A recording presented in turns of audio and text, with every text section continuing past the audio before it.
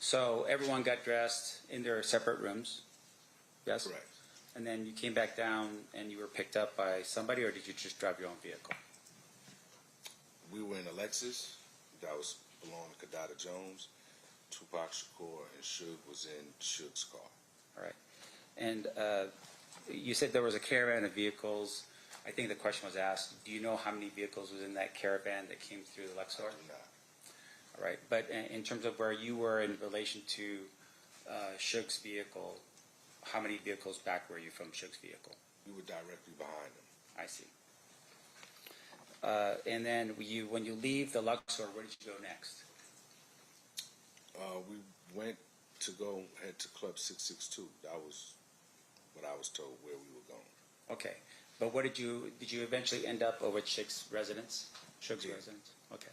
So even though you said, okay, we're going to go to Club 662, ultimately, you actually went to Suge's residence first. Correct. All right. And do you know what the reason was for that? No. But, and fair to say, since you've been to his residence, it's a gated community? I don't remember how we got in. I don't remember if it was gated or not. Okay. But you were there at Suge's residence, and at some point the caravan leaves Suge's residence and then starts heading towards 662. Correct. All right. Now, on the moment of the shooting, your testimony is you saw what you believe to be a white, was it a white Cadillac? Correct. Now, do you recall giving a statement to police officers that same morning or so that you thought it was either going to be a white or cream-colored Cadillac? You didn't know for sure? I don't remember what my statement was 30 years ago. So would a review of your statement help refresh your recollection as to what you told the detective that night? If you have that available.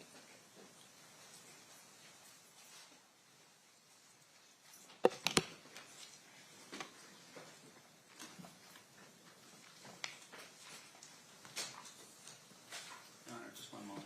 Of course.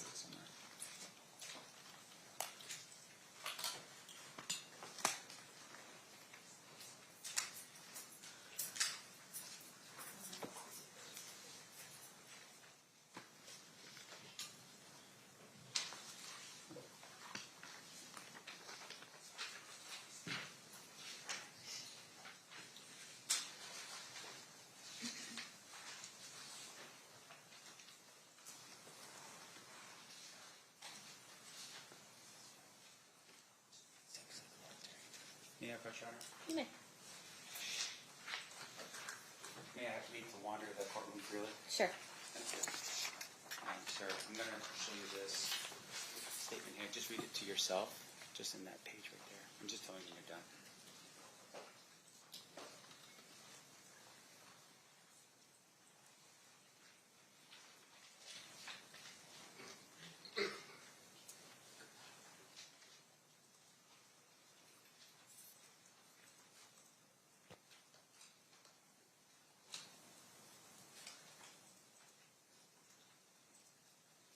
Okay.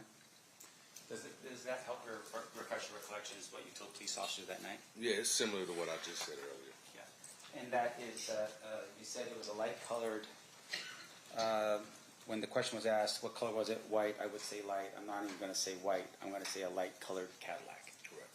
But once again, it's something that obviously in that sort of scenario would come off as either white or light colored, right? It's at night. Yeah. In addition to that, when you observed the driving conduct of Suge in the BMW, he made a U-turn and went back onto Las Vegas Boulevard. I don't know where he was going. That's where he ended up. Okay. And so at some point you all stopped because he stops. Right. And you get out of your vehicle to render aid to Tupac. No, it wasn't to render aid. It was to see how he was doing. Okay. And so when you approach Tupac, at that particular point, he warns you and says, and I'm sorry, I just want to make sure we're down, get on the ground, they're going to shoot you. Mm-hmm. Is that a yes? Correct. And that would have been because right behind you were police officers with a shotgun. Correct. Now, you're kept at the scene for some time, and you see a picture of you sitting on the ground, right? Correct. Do you know how many other of the caravan vehicles were present at the time that you had stopped at the final location where Tupac was at? I do not.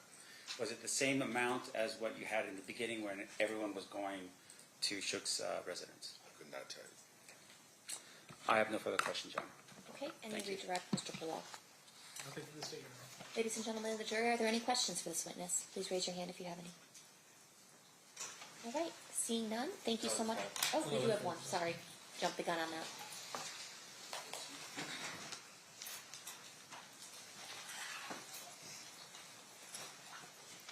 May I have the parties approach?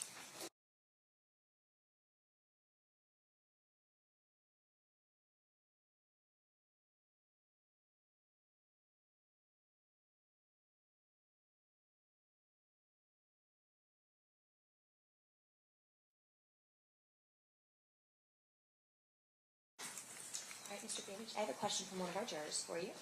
Were shots ever fired from your crew toward the attackers? Not that I know of. Okay.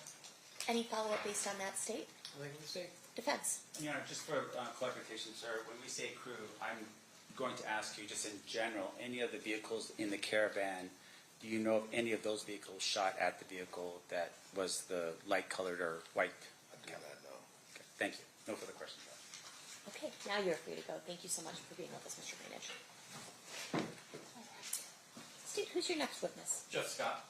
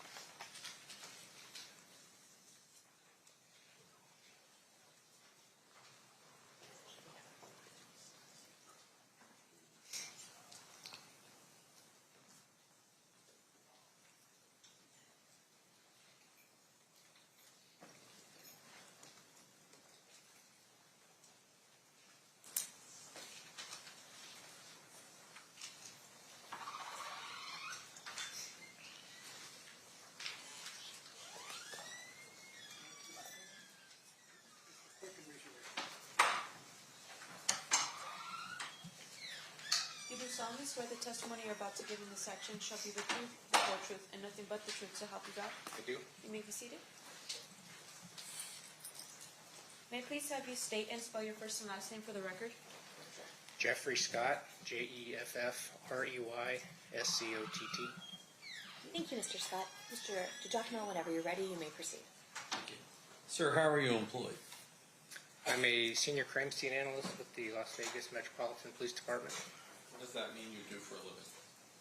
I respond to crime scenes and I document them using notes and photography, recover and impound evidence, and write reports based on the notes and the photographs. I direct your attention to July 17th of 2023. Did you respond to an address at 2204 Maple Shade Street in Henderson, Nevada? Yes, I did. What was the purpose of you responding there? I was responding there to document a search warrant, What shift were you working? swing shift. And so, were you the only CSA that worked that scene that night? I was the only one there when I arrived, but then I was relieved later on by members of the grave shift. You've since looked at, have you since looked at all the photographs that were taken that night? Yes, I have. And some of them are yours and some of them are theirs, correct? Yes. We're going to approach.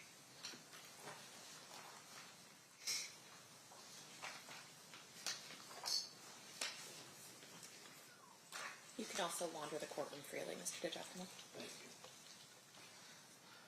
First set I'm going to show you is state's proposed 193 through 107.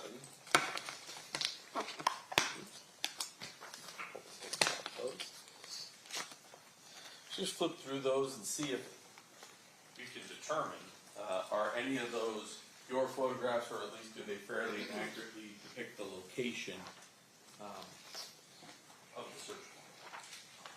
Mr. Mr. Giacomo, can you clarify for us which numbers you're introducing? You had said 193 to 107. I'm having them just look at 193 to 107. So 107 to 193. No, I'm sorry, 93 to 107. Okay, thank you. Sorry, I didn't realize My that clerk was was very confused.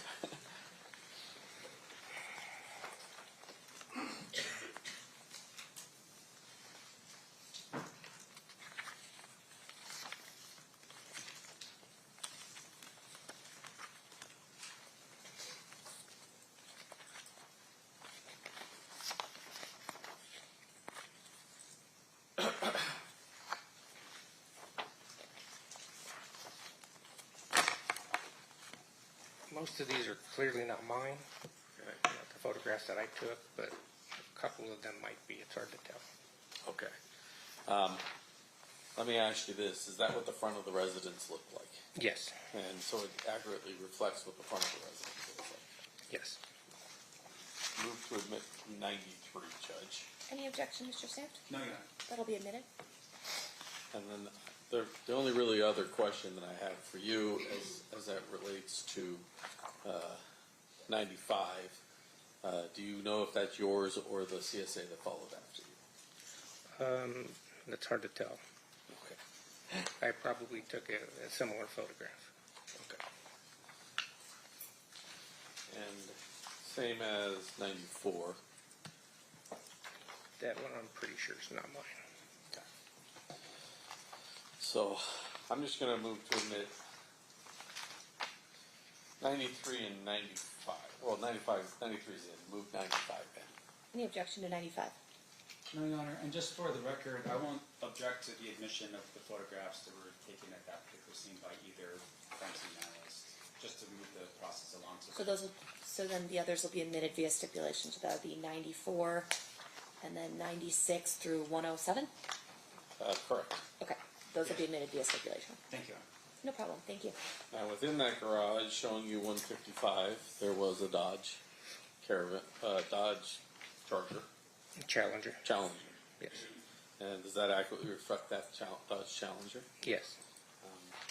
Showing you 156, does that accurately reflect an item of evidence that you collected out of that? Yes, it does. And then 157 through 159.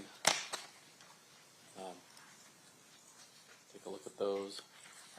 Is that the 3 sheets of paper that you collected out of that Yes, they are. vehicle? Okay. I'll move to admit, I know he doesn't object, but 155 through 159. Any objection to those? No objection. Okay, those will be admitted. I'm going to go through the photographs with someone else, but you did collect a single piece of evidence before you were relieved. Is that correct? Yes, they did. I'm showing you what's been previously marked as State's Proposed Exhibit number 138. Take a look at that.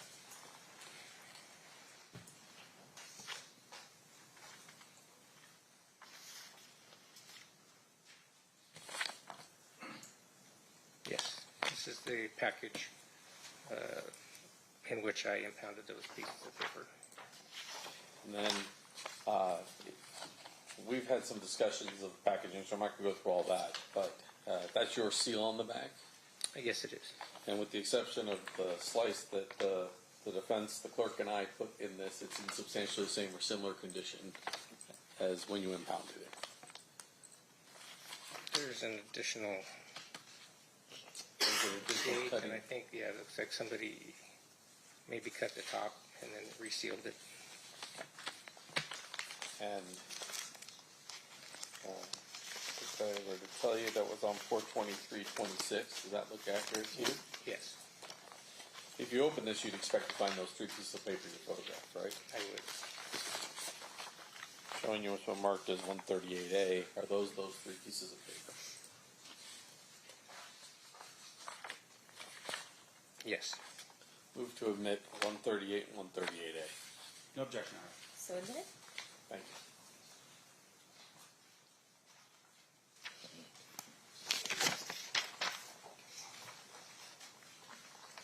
For the ladies and gentlemen of the jury, I'm going to show just those last set of pictures of the Dodge Charger in the garage. So let's start with 155.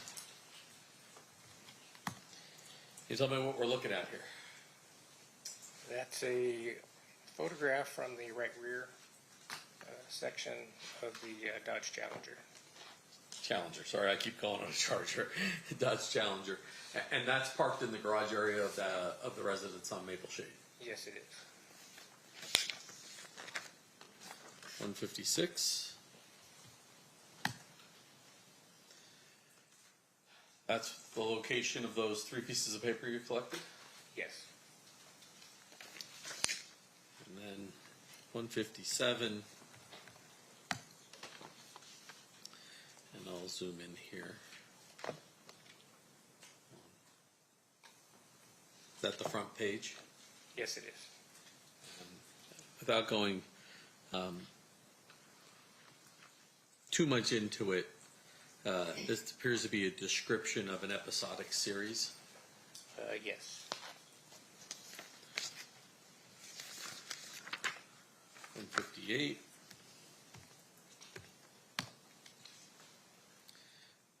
Oops.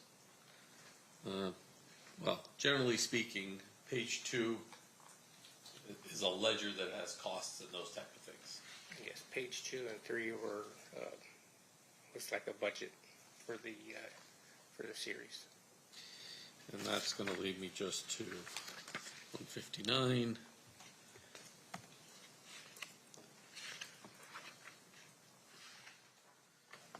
Appears the total budget was slightly under $1 million. That's correct. Thank you, Judge. I have no more questions. I pass the witness. All right, cross-examination by you, Mr. Sam. Thank you. Sir, just real quick, I heard the word. What's episodic? What does that mean? Episodic? Yeah. To me, it means occurring occasionally or regularly. And that's what you saw on that first piece of paper, right? Yes. And your testimony here today really is that you located that piece of paper and you captured it as part of your experience and training as a crime scene analyst. The detectives executing the search warrant located it and then had me come photograph it, and then I impounded it. Okay, and just for the jury so they understand what your role is typically in a search warrant is that you're summoned to the scene to conduct an investigation or at least a search of an area based upon what the detective or... Oh, the CEO. Financial losses don't let her sleep. It depends on the type of call, how much direction that I'll be given, or I'll be doing it myself. And with regard to this particular situation and this specific search, you were apprised prior to the search warrant being executed that this was going to happen on this particular day? Yes. And so the meeting that typically takes place where you arrive on a scene where a crime had just been committed, where everyone sort of gathers around, they have a conversation of what they're trying to look for. That meeting took place before the knock on the door and the execution of the search warrant. Yes. Now, in this regard, you understood that what you were going to do was walk in to look for certain things of evidentiary value, right? Yes. Can you tell the jury what things you were looking for of evidentiary value? I didn't have a list of items that we were looking for. I just knew that I was there to document whatever was recovered. And the document that we just saw here, that was something that you did not locate, one of the detectives did in this case. That's correct. Now, do you recall who the primary detective was that was responsible for that search warrant? Detective Mogg. Cliff Mark. Yes. Yes. Okay. Were there any other detectives on scene besides Cliff Mark? There were several, but I don't remember their names. Right. Now, with regards to what you do as a crime scene analyst, fair to say that you are operating under a search warrant. Yes. And a search warrant is a document that allows for law enforcement to go into someone's residence to look around. That's correct. And in this particular regard, though, as a crime scene analyst, you're not the one who actually applies for a search warrant, right? I did not know. That would be something that would go through, in this case, the primary detective for this particular search. Yes. And that would have been Detective Watt. Yes. Now, in regards to what you were doing in this case, you searched what parts of the house, if you can recall? I photographed the entire house I did not search. Again, I was there to document what the detectives found in their search. Okay, and in your training and experience, do you have a,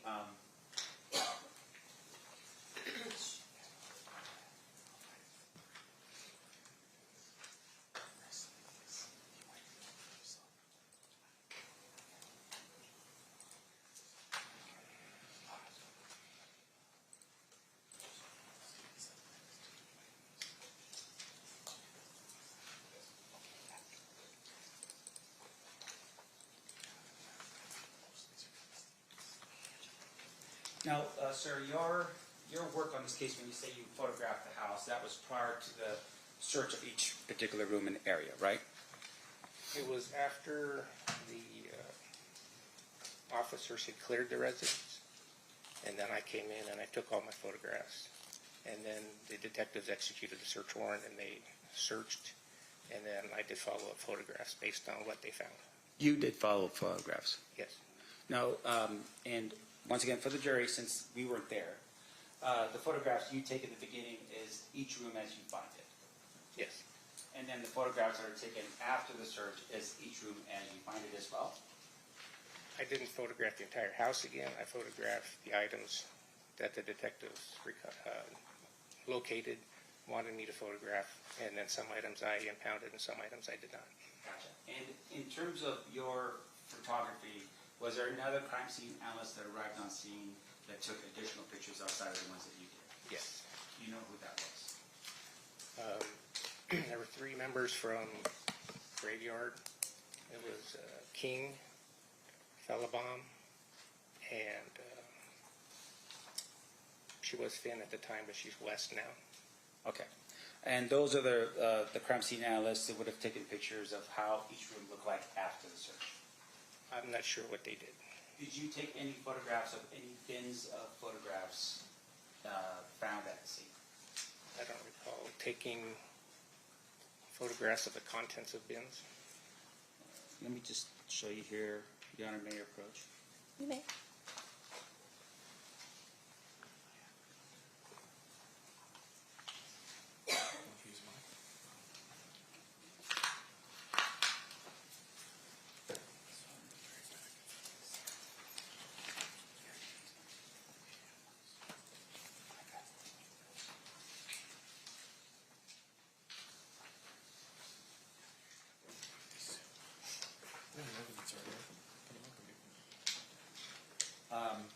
Your Honor, just for the record, it's already been admitted as evidence, and this is State's Exhibit. Thank you for the State's Exhibit number 100. If I could just publish that for the jury. You may.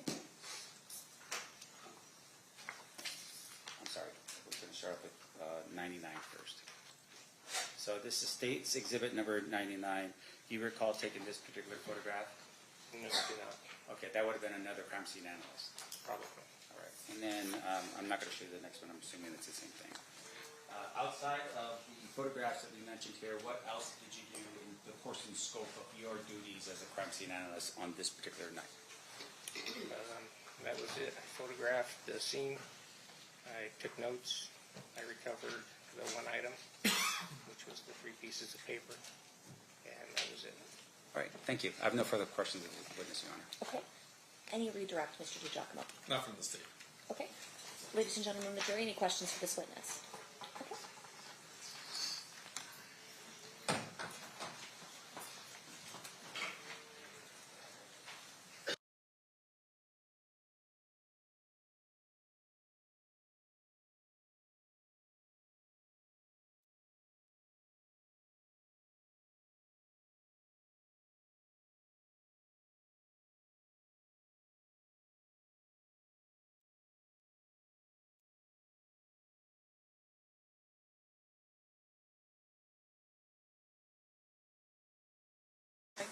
All right, Mr. Scott, question from one of our jurors.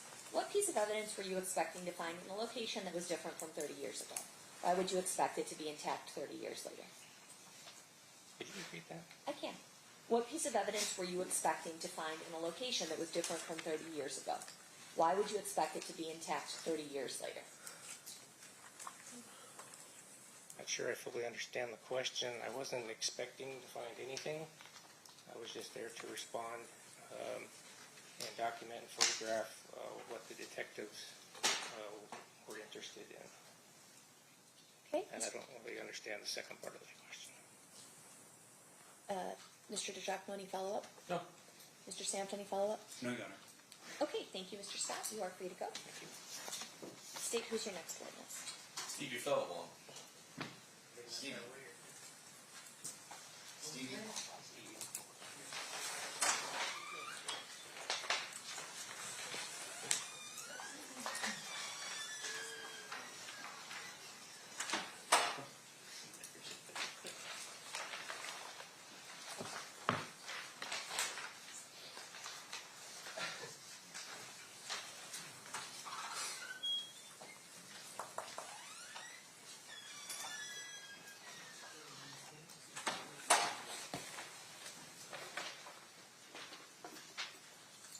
You do solemnly swear the testimony you're about to give in this action shall be the truth, the whole truth, and nothing but the truth, so help you God? Yes, ma'am. You may be seated. May I please have you state and spell your first and last name for the record? First name is Stevie, Steavie. Last name is Fellbaum, Felabom. Ma'am, how are you employed? As a senior crime scene analyst with LVMPD. We just heard from Jeff Scott. Do you have similar qualifications and backgrounds as Mr. Scott? Yes, sir. Were you the relief crime scene analyst that responded to 2204 Maple Shade Street in Henderson? Yes, sir. And did you document with your own photographs, but also reviewed all of the photographs taken at that crime scene prior to your testimony here today? Yes. I'm going to go through some of those photographs here and start with 93. What are we looking at? Oop. Thank you, Jessica. So, not that you'll need it for this one, but that mouse up there can allow you to point. It just don't click it, okay? Yes, sir. What is this? That's going to be the exterior of the residence.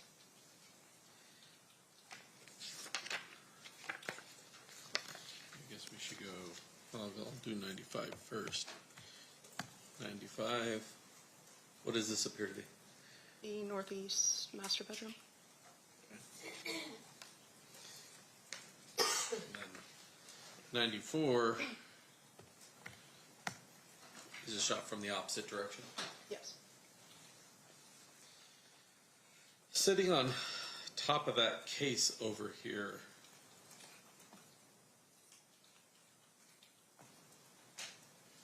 there appears to be a container for a bottle of Dom Perignon. Yes. 96.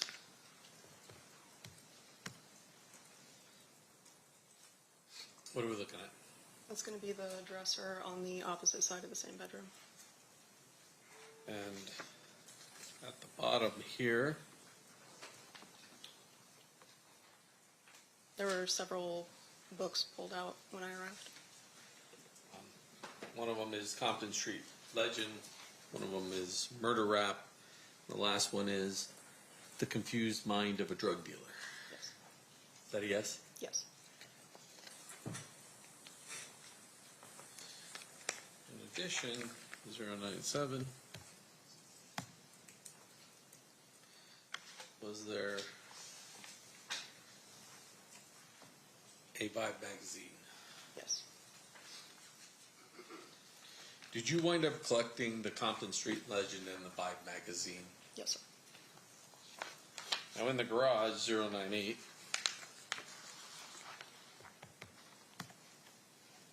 there were two bins, Yes. and when those bins were opened, 100, I bet you this is 99 first.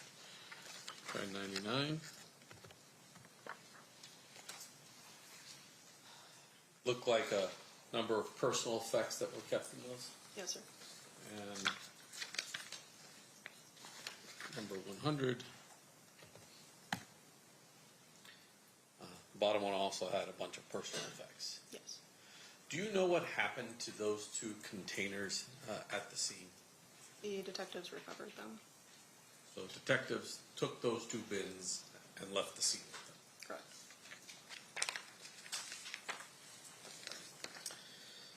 This is exhibit number 101. What are we looking at here? That was a jacket in one of the closets. And on the left, well, I guess we'll zoom in just a little bit.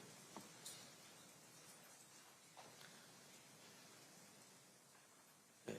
On the left side, it looks like it says Reg 64 trays, and on the right side it says Keithy D. Yes. And then if we skip to 103,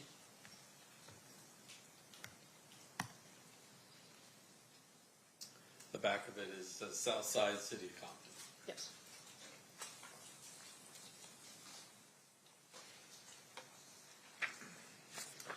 After you collect an item, do you photograph it either at the scene or back at the lab? Yes. Showing you 104. What are you looking at? That's the photograph that I took of the Compton Street Legend book once I had recovered it and taken it back to the lab. And then 105. It's the back of the same book.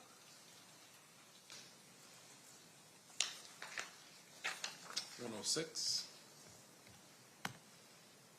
That's the copy of the Vibe magazine after I recovered it and taken it back to the lab. And 107. It's the date and barcode on the cover. So it looks like the November 96 edition of the Vibe magazine. Correct.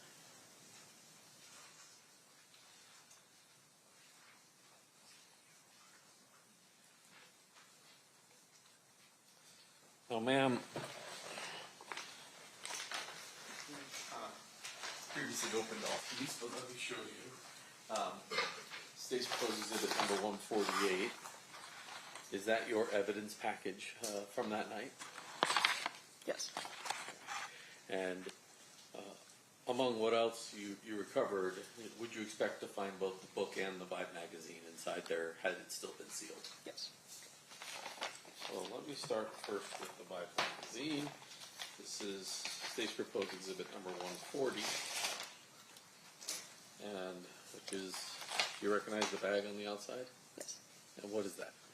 That's the identifying information that we put on interior packages to include the event number, my P number and initials, the date that it was recovered, and the item number. And then I'm going to show you now 140A. What is that? That looks like the Vibe magazine that I recovered. So that's the actual Vibe magazine that you end up recovering out of that house. If it came from that package, yes. Move to admit 140A. Any objection? No objection. So admitted. I'm going to show you the outside of this. This is, 139. Do you recognize that? Yes, same identifying information, listing it as my item number too. And then if we pull that item out, what would you expect to find? The Compton Street Legend book. Showing it to you. 139A. Does that appear to be the book? Yes. And I want to show you, you took pictures of the front and the back. Correct. The back has no picture on it, right? No photograph now. Okay, it just has some words. Yes. And then if you flip through this entire book, there's no interior pictures in this book. Does that seem accurate? Yes, sir.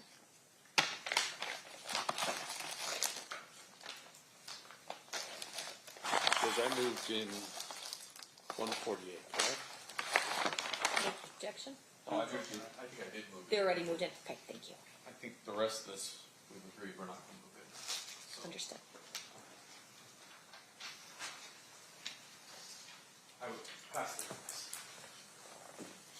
You may cross. Thank you, Honor.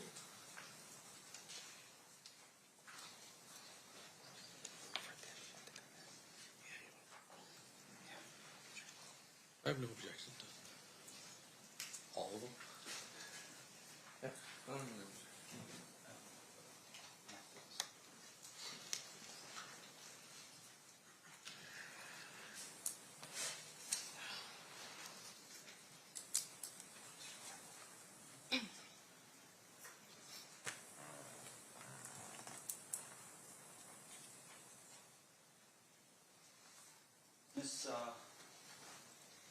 Billabong.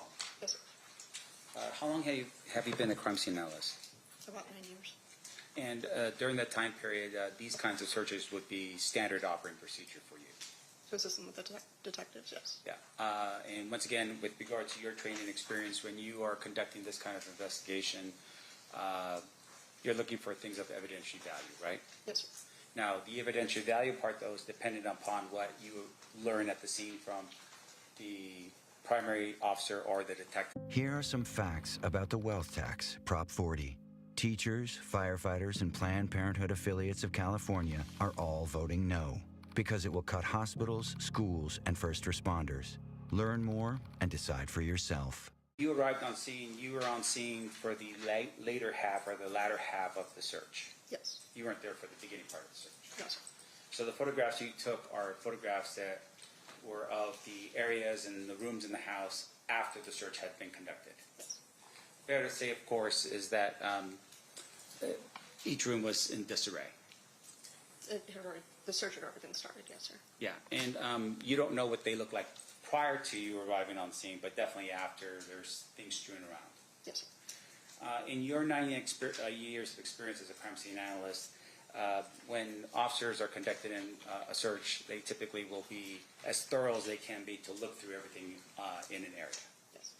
Do they ever return those things back to how they found it before they entered into say, the room or the house?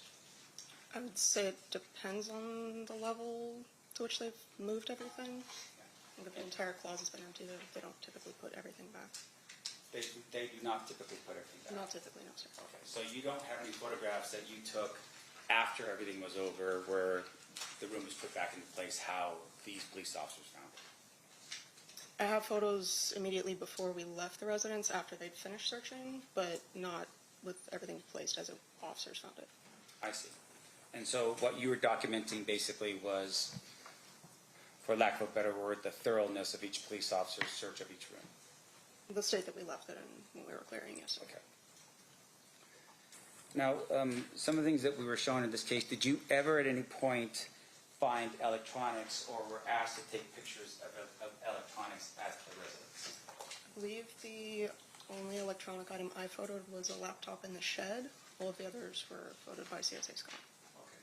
But as far as you know and what you recall, there were electronics found at the house, like say, I don't know, iPads and laptops, that kind of thing. Laptops, definitely. I'm not sure what other types. But you're not the crime scene analyst that would have captured that and put that into evidence? I didn't recover the laptop itself, no, sir. Okay. And as far as you know, do you know how many electronics were in the house when you were there? I don't. Do you know whose responsibility that would have been? Whoever was in charge of the search warrant, they had it listed on the return. Okay. And just for the jury's edification, a return is a document that's left at the house or the area to notify the owner that certain items were taken as a result of the search. Yes, sir. So it's almost like a receipt. Yes. Okay. And your job really stops with regards to the actual search itself. You don't do anything further when you go back to your office with Metro or anything like that. Aside from impounding whatever I recover, no, sir. Okay. And just for our edification, when something's impounded, the concern, of course, is to maintain what's called chain of custody, right? Meaning that if you find something on scene, you want to make sure that that piece of evidence is exactly how it was as you found it at the scene and not molested or changed or anything like that. Correct. So sometimes, like in other investigations, you might have gloves on to protect you from transferring DNA or fingerprints onto the actual item of interest. I'm usually always wearing gloves, but yes, different DNA considerations depending So on. when you're telling us that you went back to make sure that certain items were impounded, items that you had taken and put it into an evidence baggie? Yes, sir. You took that to the evidence vault. I would have sealed it, and then we have a temporary hold that's locked, so I would have sealed it with all the identifying information and then placed it in that hold, and an evidence technician would have continued the chain of custody. And in terms of sealing it, you have a certain tape, color of tape that you would put on the opening of the packaging to indicate that it's been sealed by you. Yes, sir. Ours is red, and then I sign that with my initials and the date that I'm sealing it. I see. And then do you put your initials on the actual tape itself or somewhere on the tape side of the? Across the tape and the package, so if it's moved, it's evident. Okay. And now, at some point in the future, if someone comes along, they can go into that evidence vault and remove your package out, right? If they check it out, yes, sir. And if they were to open it, they would have to open it from some other side of the packaging. Typically, yes. And then when they seal it, to return it back to the evidence vault, they would actually put a different type of tape on it to indicate that it came from somewhere else. I've seen red and blue used, so depending on the circumstance, yes. Okay. Now, the bins of photographs that we see in the pictures, and I think this is State's Exhibit number 199. Sorry.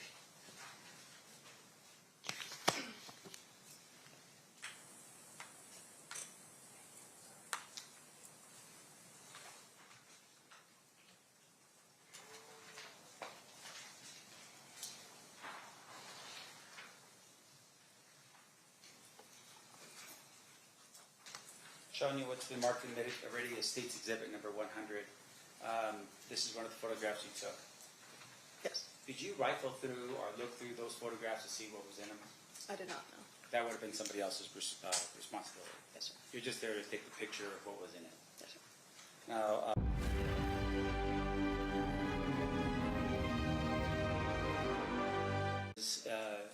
in the garage that you took a picture of? Yes. Okay. And once again, these are bins that you are directed to by detectives to take pictures of. Yes. Okay. Showing you what's been marked and admitted as State's Exhibit number 98. Do you see over here on the top right, these are the two bins over here that we're talking about, right? Yes. Do you see this bin over here? Yes. Did you ever take a picture of what was inside that bin? I don't believe so. Okay. So the what we have in terms of evidence in this case would have been the State's Exhibit number 99 and 100, but not Exhibit number 98. I'm sorry, what's your question, sir? Meaning that we have the open bins for, this would be 99 and 100, but not for this particular bin over here. As far as items recovered, yes. Okay. Yes.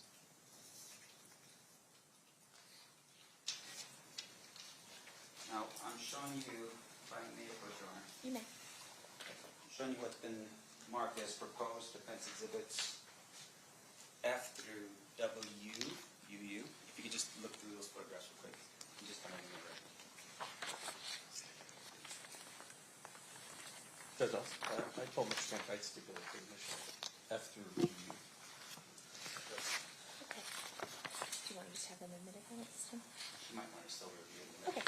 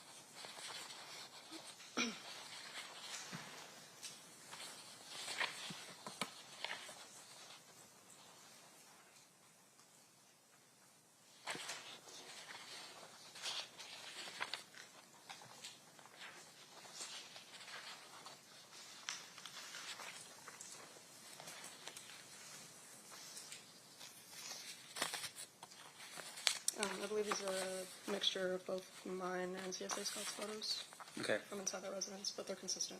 All right. with those ones. And just with regard to the record, this has been admitted by stipulation between the state and the defense, and that would be Defense Exhibit F through Defense Exhibit UU. They will now be admitted. It will now be admitted? Yeah. Thank you, Honor. All right, and just for our edification,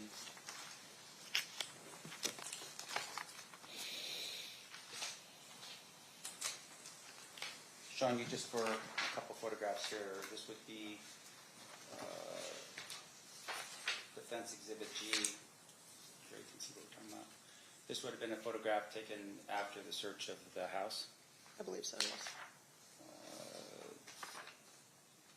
Defense Exhibit I, as in Isaac, is that another photograph taken after the search of the house? It appears so, yes. This is Defense Exhibit J, another photograph taken. Yes. Along with that, this is Defense Exhibit K, another photograph. Yes, sir. Defense Exhibit L, Yes. Defense Exhibit N. Yes. Okay. Your Honor, I have no further questions. Thank you very much. Okay. Anything further by the state? No. Ladies and gentlemen of the jury, any questions for this witness? Seeing no hands, Ms. Feldbaum, you're free to go. Thank you so much for being with us today.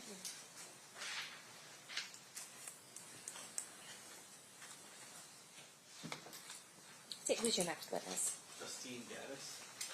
All right. Before this witness testifies, you may hear testimony regarding drug trafficking, conspiracy, a prior federal conviction, and gang affiliation. None of this is offered to show propensity to commit a crime, and you may not consider it for that purpose or any other purpose. It is only offered to establish credibility of statements made by defendant and motive and identity. All right, come on up.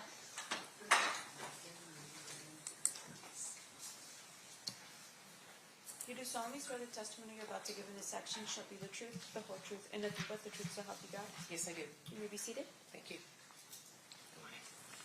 May I please have you state and spell your first and last name for the record? Justine, Justine, Gaddis, Gatus. Thank you. You may proceed, Mr. Duckman. Ma'am, how are you employed? I'm a homicide detective with the Las Vegas Metropolitan Police Department. How long you been with Metro? Coming up on 20 years. I've been in homicide for over 8. And can you describe how homicide is set up at the Las Vegas Metropolitan Police Department? So we have 4 teams that work active calls. Each team has 6 detectives, and each of those 6 basically we kind of rotate all throughout the entire bay of detectives for who gets the next call in order as it just kind of comes down the line. Back in 2023, were you assigned to a particular squad? Yes, I was. And who was your sergeant? Back then it was Igor DeCaro. Is he still your sergeant today? Yes, he is. And on your squad, was there a person by the name of Cliff Mogg? Yes, sir. And at some point, did you become aware that he was investigating the Tupac Shakur homicide? Yes, sir. I'm going to direct your attention to July of 2023. Were you present during the execution of the search warrant at the residence? Yes, I was. And while you were present for that search warrant, were there 2 bins located? I'm going to put up State's Exhibit 98. Were there 2 bins located? Yes, sir. What happened to those 2 bins? Those bins were collected and transported to Metro headquarters and ultimately impounded. Or, I'm sorry, the bins themselves were ultimately released back. At Metro headquarters, those bins were searched, Yes. certain items were removed, Yes. and then those bins were returned. Correct. And then who impounded the items that were taken out of that bin? Detective Mogg. When did Detective Mogg officially retire from the Las Vegas Metropolitan Police Department? I want to say it was August, I know it was August of 23, but I think maybe August 12th of 2023? And sometime after August 12th of 23, in September of 23, did you become aware that this case was indicted by the Clark County Grand Jury? Yes, sir. Were you and Sergeant DeCaro assigned a role to assist now investigator Mogg if he needed a peace officer? Yes, sir. And I'm going to go through just some of those things. But on April 23rd of 2026, did you go to the evidence hall? Yes, I did. Who was with you at the evidence hall? You and Mr. Banu, Igor DeCaro, Mike Samph, his investigator, Aaron Stanton, and I'm sorry, I don't know your name, his female assistant partner. Maggie? Yes. Okay. Was Cliff Bond there too? Yes, he was. And what was the purpose of us all going down to the vault? To review the evidence that has been impounded for this case. And were you the peace officer, you and Mr. DeCaro, the peace officers, or Sergeant DeCaro, sorry, the peace officers that were present for purposes of touching the evidence, opening the evidence, reviewing the evidence with the defense and the state? Yep, and then I resealed the evidence. That's correct. Show you what's been marked as state's proposed exhibit number 132. Is that the original impound from Detective Mogg that we wound up opening and going through everything in? Yes, sir.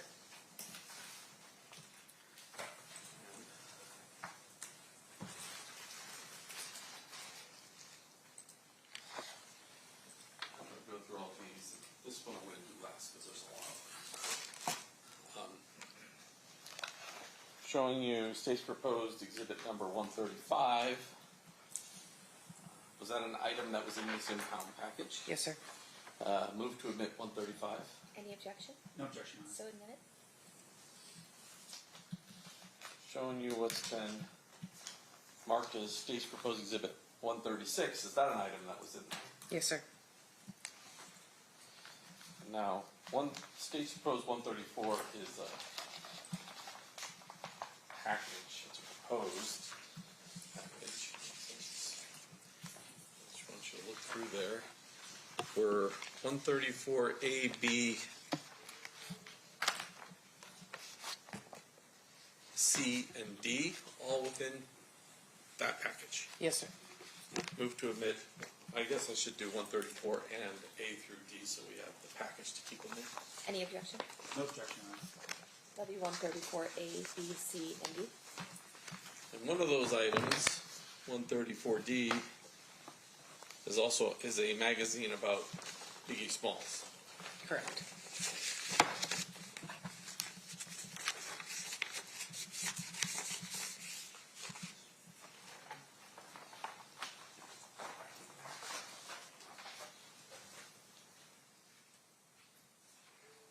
There were some miscellaneous items collected, but I think we are all putting in 133, but I don't have a cover for 133. Madam Clerk, is there any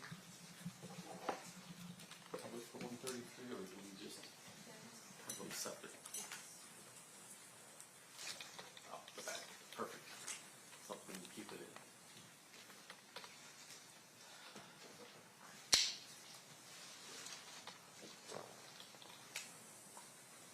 $133, I think, was technically the bag, but there's a Lakers ticket that's marked. Yes. That was in there? Yes, sir. 133A, E, C, D, E, F, G, H, I,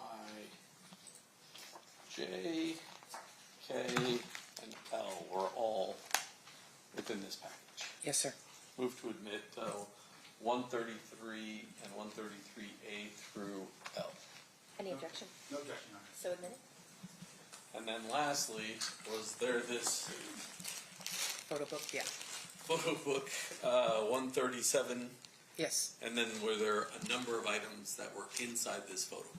Yes, sir. And the clerk and the defense and I have had these marked as 137A through, I think the last one is U. If you want to briefly flip through those.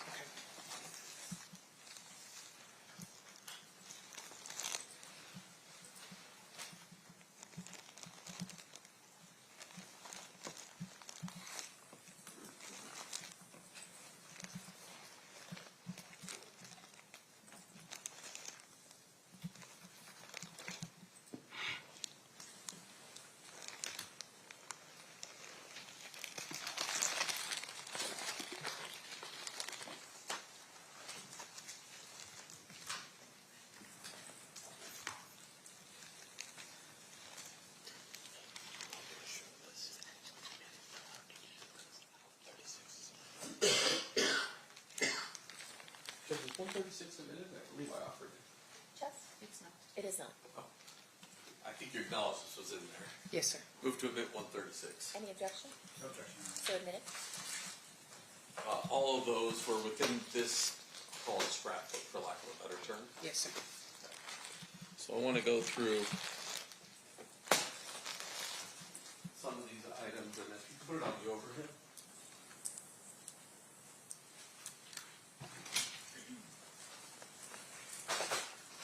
Ooh, that's bad. All right. This item 136. Yes, Mike. Actually, I think we should put them here because otherwise it's just going to slide.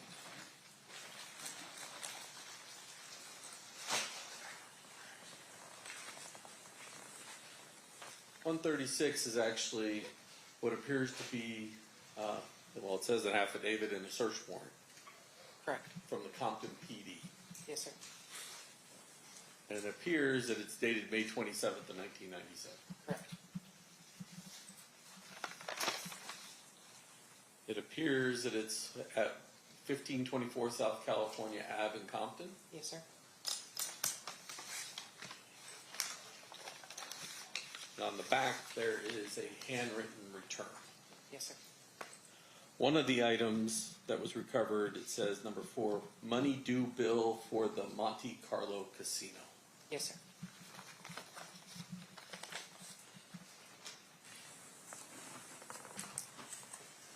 Now let's go through the items that were in the scrapbook, and then I just messed up their entire order, so I guess it doesn't matter which order.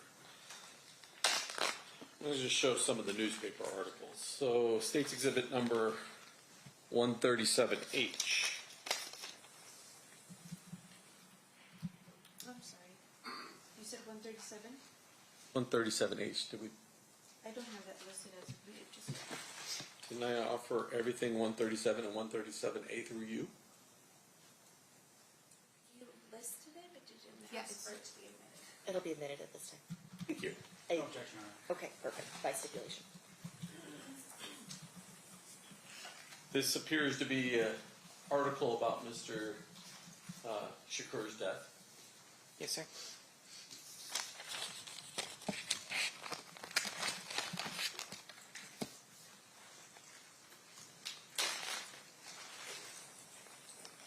One 137G. Another one about the death of Mr. Shakur, and this one's actually dated September 19th of 96. Yes, sir.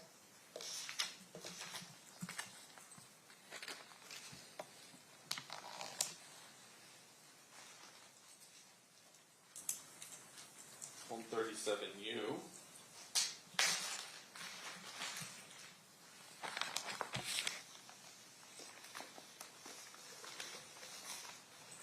This is another article that was found in there talking about Mr. Knight being kept in jail. Yes, sir.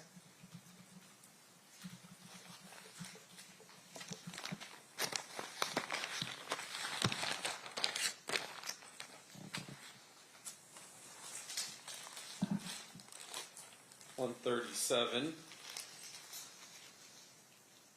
appears to be a newspaper article about a bad rap for new artists. That's correct. In all this noise, Where do you stand? here your trading finds peace. Step up with over 4.5 million traders worldwide who trust FTMO. Backed by more than 45,000 verified reviews. Trusted by traders, proven by results. FTMO. Learn more. See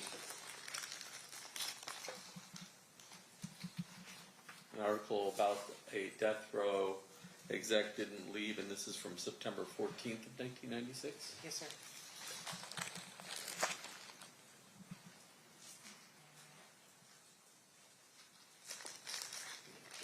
This one. This is 137D.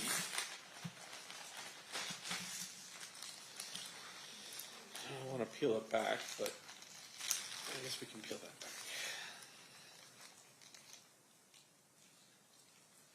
It appears to be the community mourns, and there's a picture of his death is going to send a strong message to the rap community. It looks like an article about death in the rap industry. Yes, sir.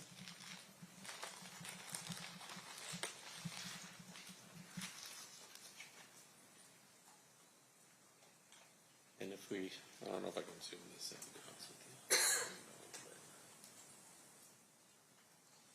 It appears to be discussing the death of Tupac Shakur. Correct.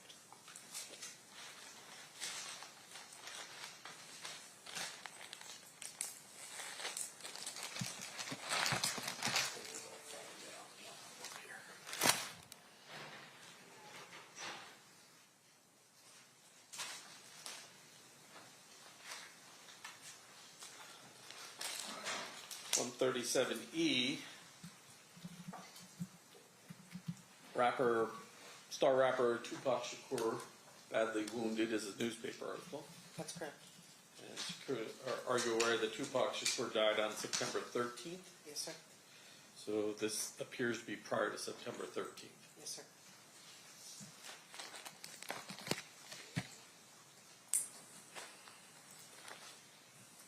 .137F.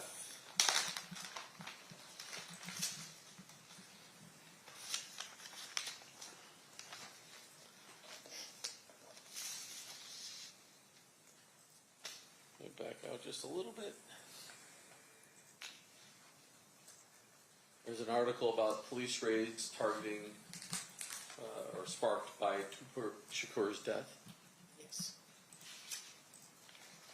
And this one actually has a handwritten date that says 9/3 of 96. 10/3/96. Oh, sorry, 10/3 of 96. Yes, sir.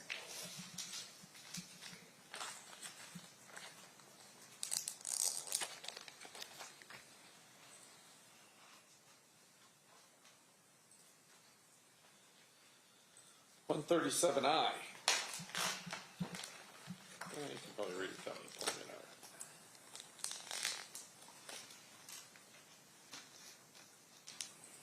This one is rappers and Muslims gather for peace, and it's dated September 23rd of 1996. That's correct.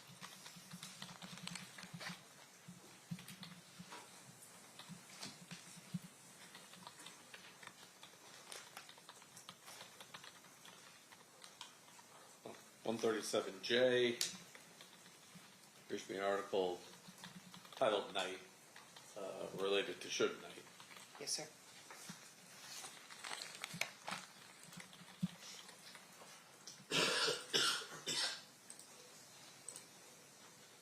Hold up to see the whole thing. 137K.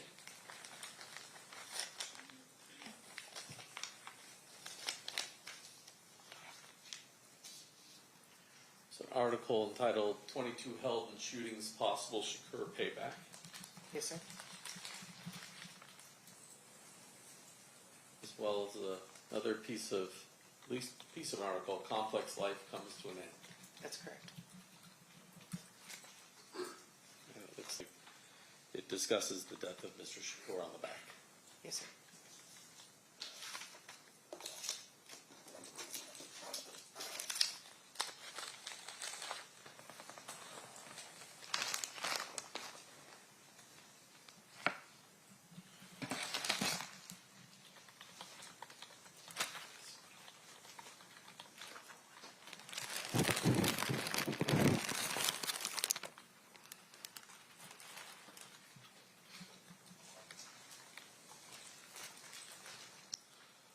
.137L.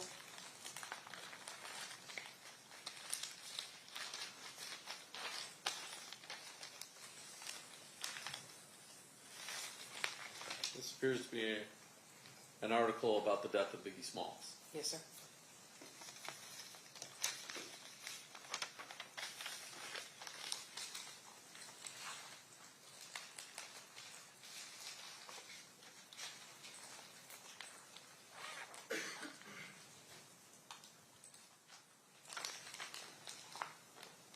.137A, or sorry, 37M.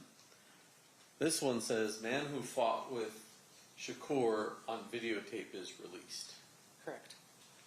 If we zoom in, it discusses the arrest of Orlando Anderson for a different crime, as well as discussion of retaliation in the neighborhood. Yes, sir.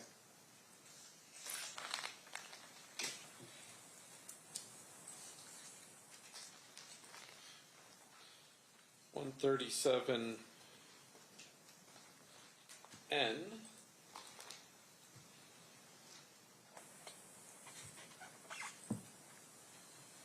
There's an article about gangster rap performer Notorious B.I.G. being slain. Yes, sir.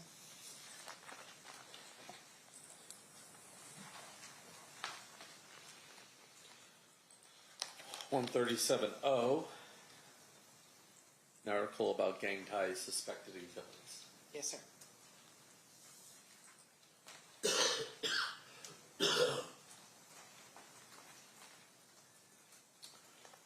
$137P.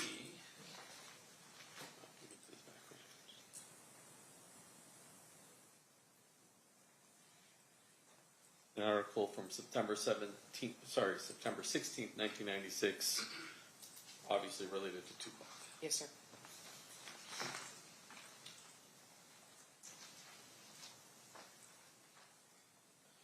$137Q.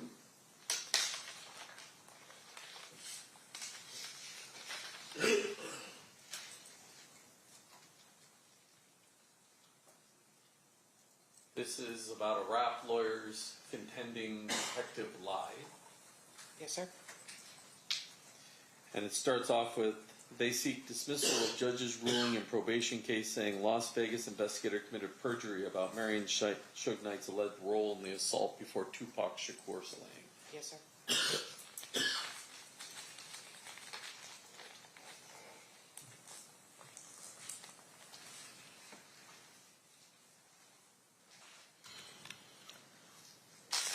$137R.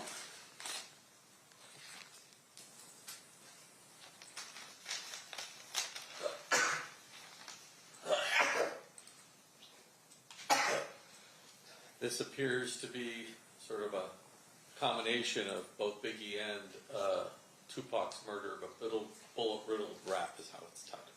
That's correct. And then it says, is the rivalry escalating despite so-called truce? That's correct.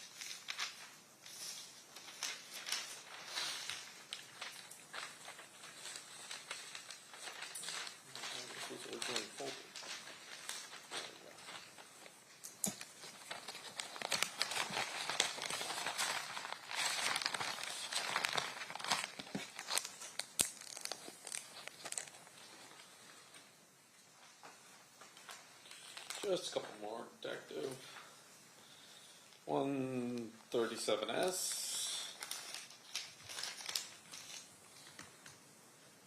An article entitled Living Dangerously. Yes, sir. And it appears, if you look really close at the bottom, this is from People magazine in September 23rd of 1996. That's correct.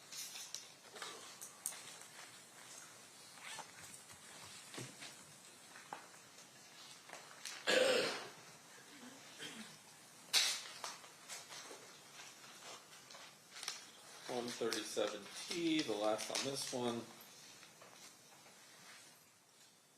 An article entitled, on March 10th of 1997, No Easy Answers for Violence in Gangsta Rap. That's correct. Now, in addition to being the, let's call you impounding officer at the vault on April 23rd, did there come a point in time when you went as a law enforcement officer to California to interview certain individuals? Yes, I did. Do you recall the individuals you interviewed? Yes, I did. Can you tell me who they were? We spoke with Yosef Yaw, Rashina Smith, Corey Edwards, Roger Williams, believe there was one more. I can't remember. Mob James? Yes. James McDonald? Yes, James McDonald. That's who it was. In addition to that, did you become aware that in this proceeding, well, let me ask you this, as a homicide detective, do you know what a compelling order is? Yes, I do. What's a compelling order? It's basically an order issued by, well, in this example, it's issued by the state of California, compelling witnesses who live there to appear in front of the court. We have to ask our court to issue some documentation, and then we have to ask their court for a compelling order. Correct. Judge, I'd ask you to take judicial notice that you've issued compelling orders for Trayvon Lane, Roger Williams, James McDonald, Corey Edwards, and a Virgie Brooks.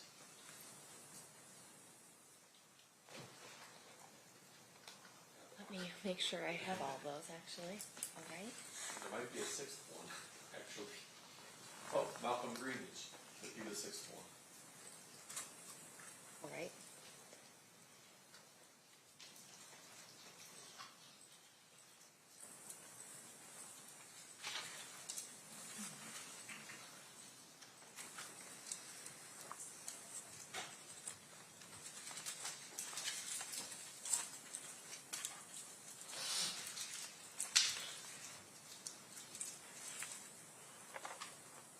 Corey Edwards, I'll take judicial notice of that one.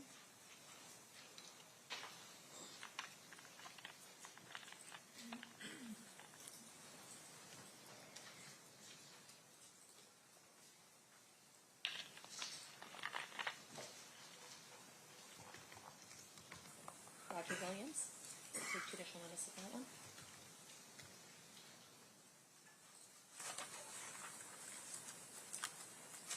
James McDonald. James McDonald. I'll take judicial notice of that one. And then there's another block of them a little later. Correct. I think Virgie Brooks and Trayvon Lane came a little later. Trayvon Brooks. I'll take judicial notice of that. Virgie Brooks. Sorry, Trayvon Lane. I'll take Trayvon judicial Lane. notice of that.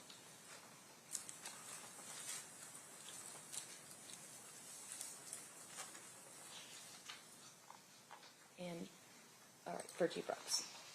And then recently Malcolm Greenwich. Recently, Malcolm Greenwich.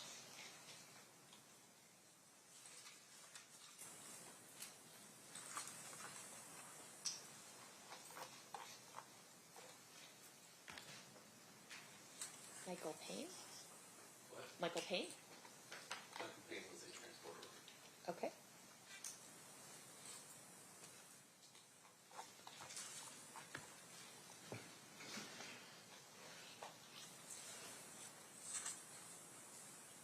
Malcolm Greenwich. All right. I'll take judicial notice of that. Of all six. Yes. So, Did you become aware that certain of those six individuals weren't cooperating, even though they had been served papers by California? Yes, sir. And so did you coordinate with anyone to assist California authorities in locating these individuals? I did. Oh, and let me back up. There was also someone in New York that there's a compelling order for, correct? I'm not sure if the order was served or issued, but yes, I know the individual in New York. Did you locate someone by the name of Anthony Gomez in New York? Yes, sir. And he is currently on probation. Correct. And there's an effort to locate what jurisdiction he was in order to get a compelling order. Yes, sir. All right. What did you do with the people who weren't cooperative despite the California authorities ordering them to come to Nevada? We went up on their phones, which means we received orders to where we can ping their phone location to try to identify where they were specifically at. And for those people, well, how many pens do you think you did? I think about 5. And do you remember which 5 you had to do pens on? Corey Edwards, Virgie Brooks, Roger Williams,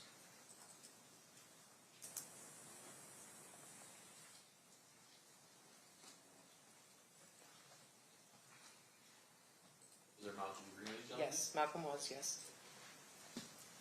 And I can't remember the last one. I know we've already spoke about him though. Oh, no. How about Devontae Lee? Did you have to get one? Yes, Now, Devontae Lee was local, so we didn't need a compelling for. correct. Last Friday, did you coordinate with our local authorities as well as authorities in California in order to effectuate an arrest warrant in California for anyone? Yes, And who did you try to effectuate an arrest warrant on? Corey Edwards. And was he located at his residence? No, Was there any other person associated with Corey that was missing from his residence? yes, there was. And who is that? His mother. And is your understanding that she is 95 years old and invalid? She's in poor health, yes. On Monday, was there an effort at another location in Compton to effectuate an arrest warrant for Mr. Edwards? Yes, there was. And was that successful? No, sir. Thank you, Detective. I pass the witness. Thank you. All right, cross-examination, Mr. Sams.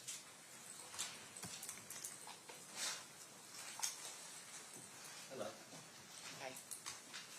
How are you doing, Detective Gaddis? I'm good. How are you? I'm doing all right. Celebrate a new season with mattress savings during the Labor Day event at the Living Spaces Sleep Center. Get your best rest for less and save up to $1,400 on select Tempur-Pedic Split King sleep systems. You can also save up to 30% on select Helix mattresses. Get special financing for 60 months on any purchase with your good credit and enjoy free shipping as soon as next day. We promise your best sleep starts here. Don't miss incredible Labor Day event deals. Only at the Living Spaces Sleep Center. Living Spaces. Extensive amount of anything. This primarily was being investigated by Detective Mock. Right. And so from 2018 to 2023, you didn't do anything of real note. Would that be fair to say? Yes, sir. Okay. Now, as a detective with Metro, obviously you have to qualify to become a detective in the homicide division of Metro. We have a testing process. Yeah. And it's one of those things where just because I asked to be on the homicide team doesn't mean I'm going to get on the homicide team unless I demonstrate qualifications to get there. More or less, yes. Yeah. Now, in terms of your training experience, though, fair to say it starts in the police academy as you're getting ready as a cadet before you become a full-fledged officer? It's a police recruit, but yes. Okay. And while you're in the academy, you learn skills that would help you become a successful police officer in our community. Correct. One of those things that you learn, of course, is how to write reports. Yes, sir. Officers' reports are a crucial tool that you would use in furtherance of your job as a police officer in Las Vegas. Yes, sir.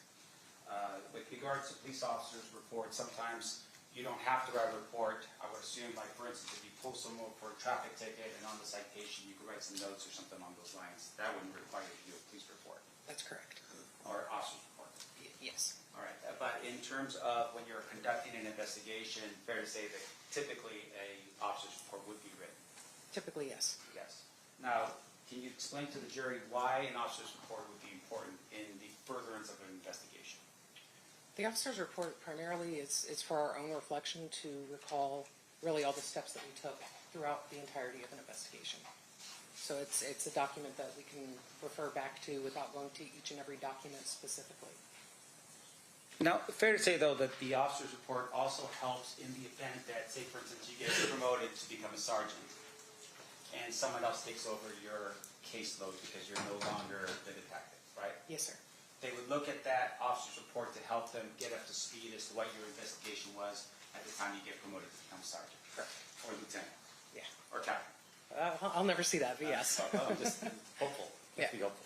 But with regards to your officer's report, for instance, when you are about ready to move on in the next phase of your career, for instance, those officer reports typically are prepared and completed upon your departure to whatever it is you're going to do next?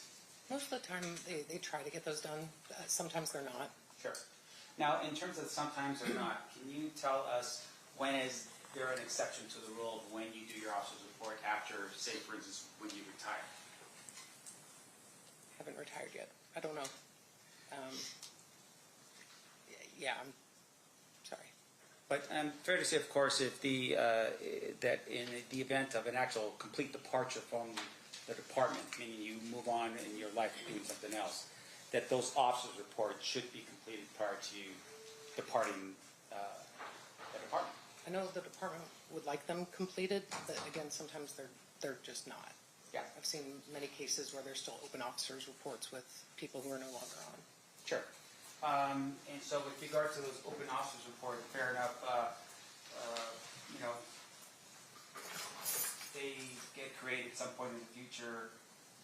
How about like 1 year after they retire? I don't know. Are you asking like would they or could they? Well, have you ever seen an officer's report being filed a year after an officer retires from the department? Authored by the original investigator? No. A lot of times, like there'll be either one of the guys from Cold Case that will kind of pick up a case Right. and finish that up, and so then that will be completed after the originating officer retired. Okay. Well, what about 2 years after the main officer or detective in this case retires? Have you seen anyone actually, finish up his officer's report 2 years after he retires? And submit it still as an officer? No. 3 years? No. And it's fair to say that there's common sense reasons for that, right? You want to make sure that your report is accurate, right? Yes. Because accuracy is important in what you do as a police officer. Correct. You want to make sure that your report is written in such a way, like you said before, someone could take that report and continue on with the investigation, who is still a detective. Yes. Okay. And also that report, in essence, becomes sort of a documentation of all the effort that detective puts into the file, right? Generally most of it, yes. Yeah. It might not have everything in it, but there's the vast majority typically goes in the officer's report. Sure. Now, in this particular case, as you're sitting here right now, you work for the Metropolitan Police Department. Yes, I do. You work for the district attorney's office? No, I didn't. And the reason why you don't work for them is because they're two separate agencies, right? They are. They have two different purposes, correct? Correct. Your job as a police officer with Metro is to investigate and determine facts, fair? Yes. Now, at some point in the future, the district attorney's office, their job is to determine if they want to prosecute a case and actually litigate it like in front of this jury, right? Yes. Yes. That's not your role. Your role is just to find the facts And present it to them, and yes. present it to the district attorney's office. Yes. Okay. Now, they do have investigators that work for them, Yes, sir. right? But fair to say those investigators are not doing what you're doing, right, which is looking for facts. Well, I object to looking for facts. And one calls for speculation. What's your response? I'm just asking for her experience as a detective as to how investigators fit into the overall picture of what we're talking about here. So I don't believe it's speculation. Can you rephrase it? Because Sure. I forgot the original question. So with regards to your role and the experience you've had as a police officer, have you ever seen a Clark County District Attorney investigator be the primary person to put on an investigation? Like as the lead investigator, no. Yes, that's correct. So no, the answer is no. Correct. Not in my experience. And not in your experience. Now, in terms of what you're doing here, your testimony here was specifically about the search warrant and what happened when you located, whatever it is you located during the course of the search warrant, right? Yes, sir. So in the search warrant itself, did you apply for that search warrant? No, I did not. Now, typically, as a detective, when you're applying for a search warrant, you fill out an affidavit, Yes, sir. and at the end, you sign it, attesting it to be true and correct to the best of your ability. Yes, sir. And you detail in that search or that application for a search warrant the location and what you intend on finding as a result of going into somebody's house. Yes. Okay. That would be the purview of whoever the lead detective is at that particular time. Yeah, or who was just writing the search warrant. There's a lot of times people write search warrants and they're not lead detectives, but yes, I agree with what you're saying, for the most part. And in this case, Detective Mogg was the responsible detective to petition for that search warrant, Yes, he was. and he was the one who signed that affidavit. Yes, he was. Now, you were on scene as a detective to help him with that, with the execution of the search warrant. Correct. And it isn't just you and Detective Mogg, there's other people from Metro that's present as well, Yes, sir. other detectives as well, Yes, sir. As well as the crime scene analysts that we have on scene. Yes, And they're all looking for information. correct. Now, the information that you're looking for is based upon my client's residence, right, Mr. Davis' residence. For that search warrant, yes. And you're looking for evidence that would take you back 30 years to whether or not that person was involved in the murder of Tupac Shakur. Yes. Okay. So the information that we've received here today is the fruits of your labor from that search warrant. Yes, sir. Okay. Now, in addition to that, there were numerous different electronic devices that was taken from the scene. Yes. Now, are you aware that one of the intents or one of the focuses of the search was to look for evidence or facts specifically about the writing of a book? Yes. Okay, meaning the book that you had shown to the jury, that particular book, there was a search or at least an intent to look for evidence that would help support whether Mr. Davis had a manuscript. I don't think I reviewed a book up here when I was being shown the evidence. I know the book that you're referring to. Right, and I'm just showing you, once again, if I could have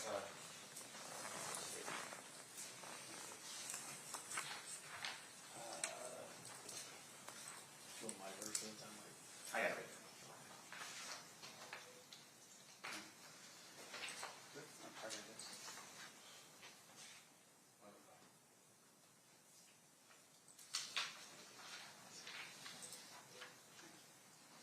Show you what's been marked and admitted as State's Exhibit 104, this document or this book right here. Yes. Okay, so this book was the one of the focuses of the search. Yes. And in the application for the search warrant, fair to say that as a detective, you would read the parameters in which Mr. or Detective Mogg at the time had requested in terms of the purpose of the search. He would have documented that in there, yes. Yeah, and for instance, would a review of the application and affidavit of search warrant help refresh the recollection as to what Detective Mogg had requested from a court to allow him to search for? I actually have not read the full document before. Oh, I can review it if you'd like. But yeah, I up to this point have not read the full document. okay. So you're saying though that the person that could best tell this jury what he applied for would be Detective Mogg? Yes, sir. Okay, thank you. Now, in addition to that, looking at the State's Exhibit number 104, the name that's on top over here, did this name have any significance to you in participating in the search warrant in this case? Yes. What significance does this name have to you? We knew that was Dwayne Davis's nickname or street name. Is that correctly spelled? I don't know. Yeah, and then with regards to this person right here, do you know who this person was? Yes, I do know. Who is that person? Yosef Yal. Now, with regards to Yosef Bell, can you tell the jury a little bit about who he is? He was the to my understanding, he's the co-author of the book. Okay. Now, you had a chance at some point to speak with Mr. Yap. Yes, sir. And just for my recollection, do you recall when you spoke to him? It was on about Memorial Day of this year. So 2026? Yes, sir. Memorial Day. Do you recall when the grand jury occurred with regards to this case? In 2023. All right. And so explain a little bit to the jury what a grand jury is. It's a jury that have been assimilated here at the Clark County Regional Justice Center. They hear cases, then they determine if there is sufficient cause to issue an indictment on the accused. And typically that would be something, if you were the primary detective, you would have been involved in this particular one, but you were not. Right? That's correct. Okay. That would be something that Detective Mogg would be responsible for. Yes, sir. Okay. Now, in addition to that, with regards to Yusuf. We had read off a bunch of names the state had, and I want to make sure I'm clear here. Was his name read off as one of the names that they had issued some type of warrant or something for in this case? Not to my knowledge, no. Okay, so you interviewed Yusuf about May of this year. He's on the book cover, but you don't ask the court for a warrant for his arrest in California, No, I did not. or some type of notice in California, hey, you need to show up to court. No, we did not. And did you ever at any point go down after your meeting with Yusuf to knock on his door again and say, hey, Yusuf, can you please come to Nevada based upon our interview or discussion? No, I did not. Now, in addition to that, when you went down to speak to Yusuf, at that particular time, you're with Clifford Mogg, right? That's correct. Now, at that particular point, Clifford Mogg is not a detective with Metro. Correct. He had been retired at that point how many years? 2.5, maybe? Okay. And so you accompanied him down to California to do that interview with Yusuf? With several people, yes. Okay. But you're going down as a police officer with the Metropolitan Police Department at that particular point? Yes. But not Clifford Mogg. He's not a police officer at that point? Correct, he was not. He is an investigator with the Clark County District Attorney's Office? Yes, sir. Now, based upon that particular interview, did you conduct that interview? No, primarily Detective Mogg did, or Investigator Mogg did. Sure. And after that interview, did you draft an officer's report documenting what you learned in the course of that interview? No, I did not. That would be something that Detective Mogg or Mr. Mogg would have done? Sometimes we don't write an officer's report just for like an interview synopsis. We'll typically get those transcribed. Okay. Now, in this case, for instance, the officer's report are pretty important, right? Yes.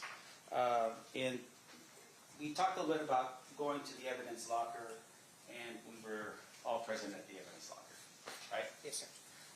It's my assistant, the guilty looking one over there with the glasses, myself, and my investigator as well as Mr. DiGiacomo, Mr. Renew, Clifford Mogg, and yourself. And my Sergeant Igor DeCaro. Yeah. Now, after that particular incident, you wrote an officer's report, right? That one I did, yes. Right. Once again, it's important to document what happens on a given event. Correct. Okay. Now, in this particular regard, did you at any point of your participation in this case, in that submission of that report, ever view a officer's report from Clifford Mogg? No, I have not reviewed an officer's report from him. Are you aware that Clifford Mogg began his responsibilities as the main detective on this case in either 2017 or 18? My understanding, yes, that's correct. And he had been the investigator from that time period, and we'll just give him the benefit of the doubt, 2018 all the way up to 2023 when he retired. Correct. But as of right now, as you sit here, you've never read an officer's report from Detective Mogg in between that time period? Pertaining to this investigation, no. No. Now, in addition to that, there was some discussion about people. Was there ever a compelling order or a warrant issued for Suge Knight in this case? Not to my knowledge, or if there was, I didn't have a role in that. Right, and fair to say you know exactly where Suge Knight is today. Yes. He's actually in custody. Correct. Okay. Did you ever at any point issue a compelling order or a warrant for Foxy Brown? I did not. Okay. Do you know who she is? I don't. Okay. That would have been something that maybe Mr. Mogg would know of. Yes. Okay. How about for an individual named Big Meech from Detroit? I don't know who that is. Once again, I have not issued a, yes. So And the that- same answer that Detective Mogg would be, he would have more knowledge on that. Now, the articles that we took a look at here that the jury was introduced to, do you know any reason, besides the fact that they were taken from my client's house, do you know who put those articles together? I do not. Do you know the purpose of those articles? I do not. Okay. Now, fair to say, in the course and scope of your investigation as a detective now, one of the things that you would look for if you were looking at a suspect would be through their phone. And in today's age, yes. Yeah. And one of the things you look for either on their phone or on their computers would be maybe search history. Yes. And what you're looking for is if Why do I care? Working for United Healthcare, I care because I want to make a difference. My members are me. They're my community. I always want to be that support person for my members. I am just one piece of a larger puzzle, but every piece matters. Working at United Healthcare, I've always wanted to see others succeed. I care about helping people because it's what I was put on this earth to do. It's been occurring. right. Now, in terms of those articles, though, can you say that that's what that was for? I cannot. Now, in addition to that, in your experience,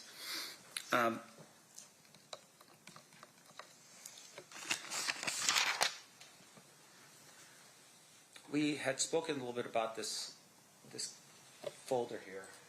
I'm going to show you again for the jury. This is State's Exhibit 37. Oh, I'm sorry. 137. Do you remember this? Yes, sir. Okay, and I just want to make sure I'm not colorblind, but is this blue? No, sir. Yeah. There looks like there might be like a candy cane on top of it, That's correct. and something else that's there. It looks like a little snowman or something like that. Do you know what the purpose of this folder was? No, other than it being just like a scrapbook type. But nothing else besides that? I don't know any other relevance to that. Okay, and just for the record, it's got green in here as well. It looks like a pretty festive notebook or Yes. folder. Yes. Okay.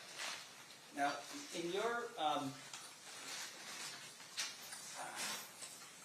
one of the things that you had shared with us as well is the search warrant in this case that was found on scene. This would have been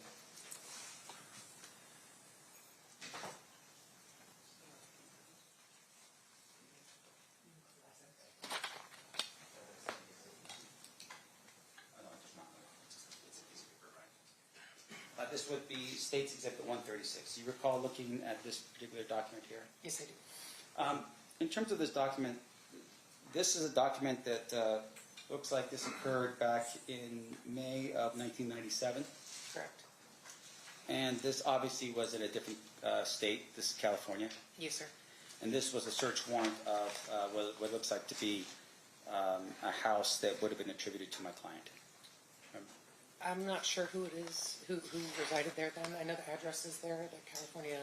Yeah, it would be the California address that's on the next page, right? Yes. I just don't want to rush it again. But let's turn to the last page here. One of the things that was made mention by the state, and just pointing the jury to the receipt of property taken, that's like our property return. Yes. Or search warrant return. Okay. That's correct.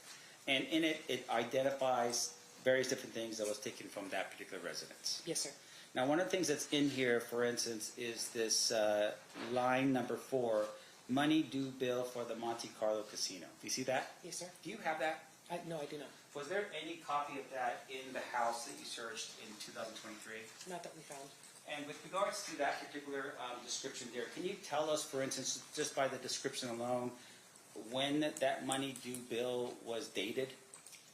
I don't know from that description. We just know when the search warrant was issued, so I would assume previous to that Right. issue date.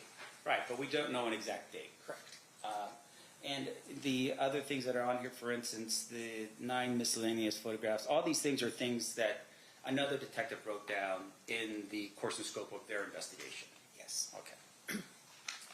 Now, in addition to that, when you were in Mr. Davis's home, you had identified, or there were various different electronic devices that were seized. Yes. Okay. Now, with regard to those electronic devices, there were quite a few. Yes. Those electronic devices, and I just want to make sure I'm clear here, you had taken a Dell Inspiron 1764 laptop computer. Yes, sir. Did you ever at any point cause that computer to be reviewed for information that would help you lead to whether or not Mr. Davis wrote that book or helped write that book? I did not. Okay. And just for the jury's edification, let's make sure we're clear. When you're reviewing an electronic device like that, you are looking for files, search history, things that would help you see whether or not Mr. Davis used that particular machine to help write the book, for instance, in this case. In theory, yes, somebody would do that. Right. And you also took from the residents a Toshiba laptop computer. Yes. Did you find any information that would help you know or learn whether or not Mr. Davis actually wrote Compton Street Legend or anything like that? I did not write a search warrant to get into the digital items. So I've never reviewed anything from the electronics. Okay, so I just want to make sure I'm clear. That would have been Clifford Mog's job, not your job. Yes. Because at the time, he was the detective responsible for this investigation. Correct. Now, but I just want to make sure we're clear for the jury.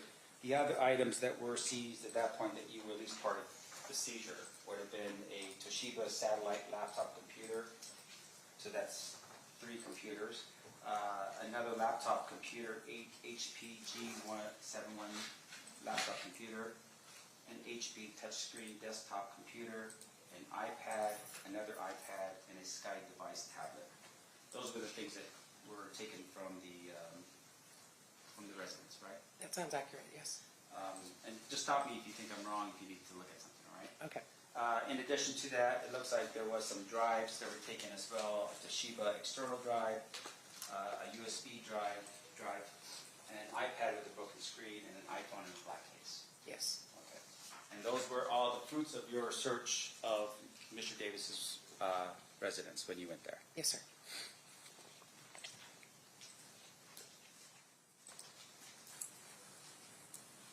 And once again, whatever was found inside of those objects would be something that would be Detective Mogg's responsibility to tell this jury, not you.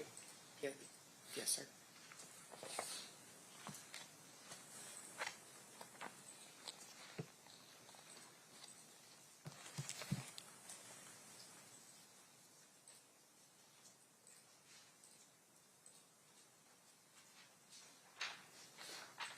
Ms. Detective Gaddis, I'm done with my cross-examination of you. Okay. I appreciate your answers today. Thank you.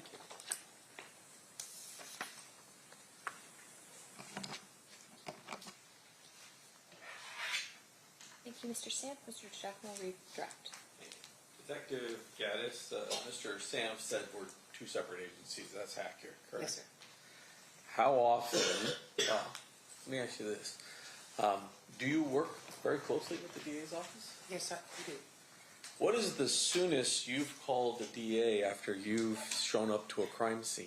Oh, within an hour, absolutely. And are we, as the prosecutors, involved in the investigation from the beginning? Yes, sir. Were you aware that prior to the search warrant, or are you aware if prior to the search warrant, Mr. Palal and I were already involved in this investigation? Yes, you were. And were you aware the determination or the decision that was made as it relates to Mr. Detective Mogg, remaining the investigator on this case? I don't know how those decisions were made. Let me ask it this way. Are you aware that that decision was made the day he retires? Yes, yes. Okay. And your role and Sergeant DeCaro's role is if we needed a Metro police officer, you were supposed to assist. Correct. And do you have any active cases where the reports are not done? Yes, sir. And usually the report is done when all of the work is done. Correct. And so that's completed when you're done investigating. Correct. Okay. Mr. Samft also mentioned something about the fact that your job is to find the facts. Do you remember him saying something like that? Yes. Is your job and our job any different than that we're here to uncover facts? We have the same mission. Right. Do it in different ways, but yes, the same mission. And are you aware that my investigators oftentimes interview witnesses? Yes. And that's not something that's unusual. No.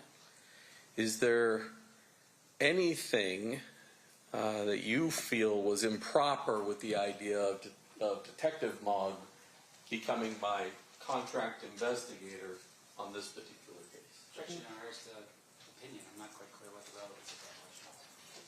Well, his entire cross was, hey, this is really odd, this is really unusual, there's something wrong here by Detective Mogg becoming Mr. Mogg and continuing the investigation. So I'm asking her, in her experience, is there anything inappropriate about that?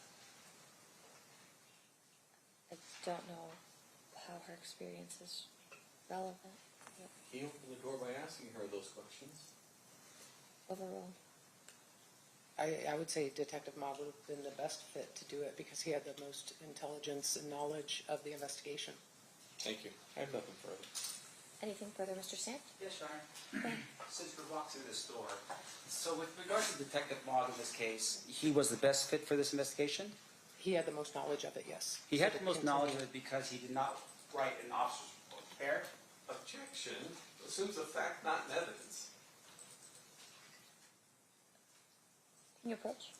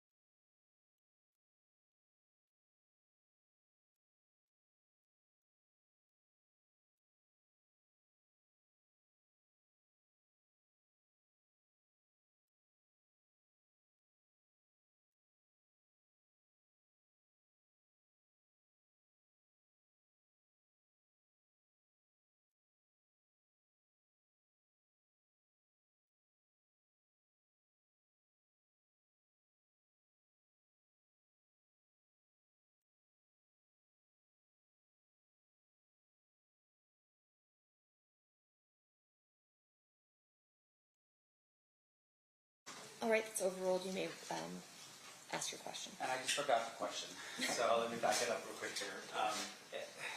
So you're telling us, though, that he was the best for the job? Yes. Okay.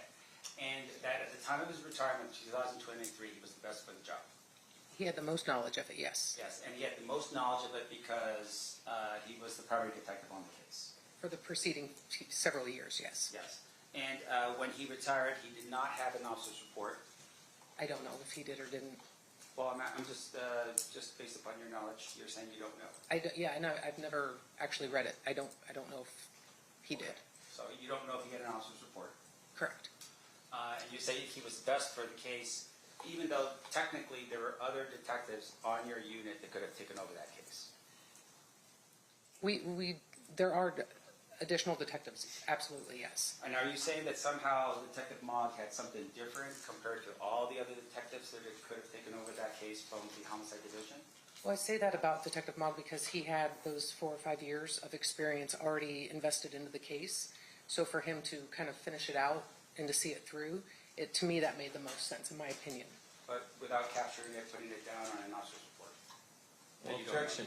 She just said she doesn't know if there is one. Let me ask you this question. I'll withdraw the question.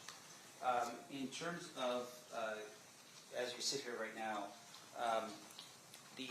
there was a cold case unit, right? Yes, we do. We have a cold case. The cold case unit would investigate crimes that occurred, like say, for instance, in this case, 30 years ago? Yes, I do. And they could have very easily taken this file as well, right? So from my understanding, when Detective Mogg obtained this case, we did not have a cold case unit in our section at that time. That didn't come into play until maybe 2020 that we were able to fulfill a cold case detectives. Okay. And so in terms of the way you're describing it now, are you saying that Detective Mogg was operating a cold case? No. He was on an active squad for the entirety of his time in the homicide section. But when he received this case from the preceding detectives, we didn't have a cold case unit for them to have investigated it. So basically, any of the cold cases came down to the next person in line, more or less, and that happened to be Detective Mogg. All right. And in terms of the Detective Mogg situation, are you telling us, though, that he was hired by Metro as an investigator doing cold cases? No, he was a detective with Metro, employed as a commissioned officer. He wasn't hired by Metro separately to do cold cases. And I apologize for that. Let me just back up here. So, are you aware of a retired officer by the name of Dean O'Kelly? Yes, sir.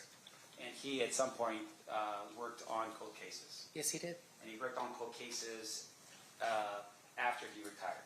Correct.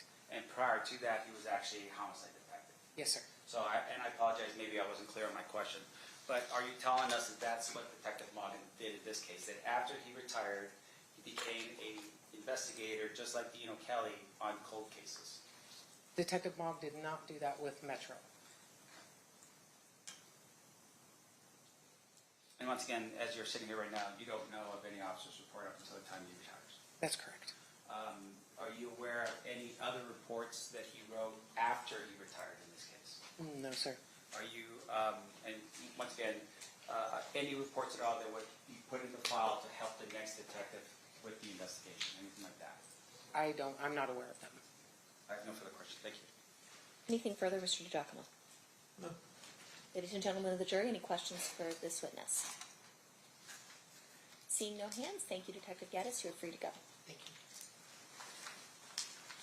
Does it make sense to break for lunch at this time? We have one short witness, but maybe we could do a restroom break and then break for lunch. Does anyone in the jury have to use the restroom? Yes? Okay. All right. So we will take a break. During the recess, you're admonished not to talk or converse amongst yourselves or with anyone else on any subject connected to the trial, or read, watch, or listen to any recorded or commentary on the trial of any person connected with this case by any medium of information, including without limitation, newspaper, television, internet, and radio, or from or express any opinion on any subject connected with the trial until the case is submitted to you. We'll have you guys back here at 11:40. Please rise for the jury.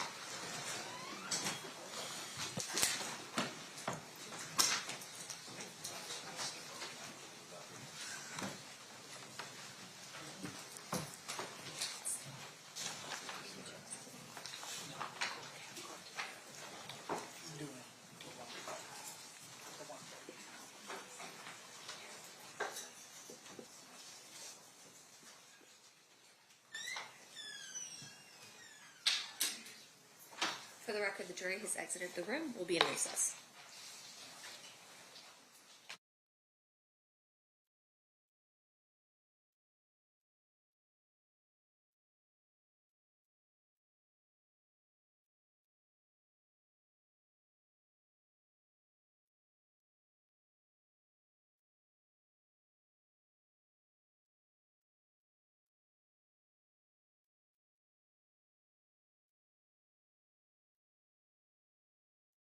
Shoes can take us far.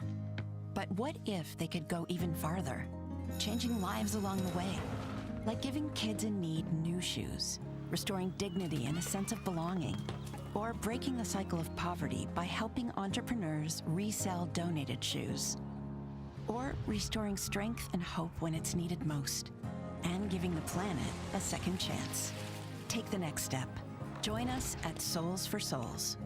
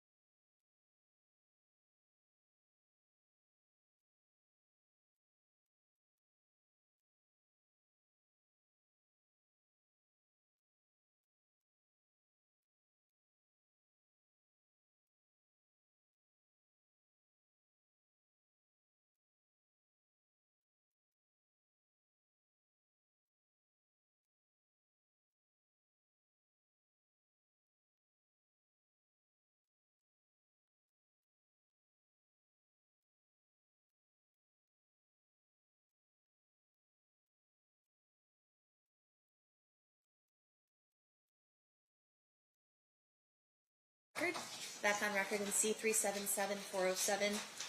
Over the break, one of our jurors let Marshall Spees know that it was juror 5, Sydney Stratton, let the marshal know that she knows Mr. Scott, who was the CSA who testified.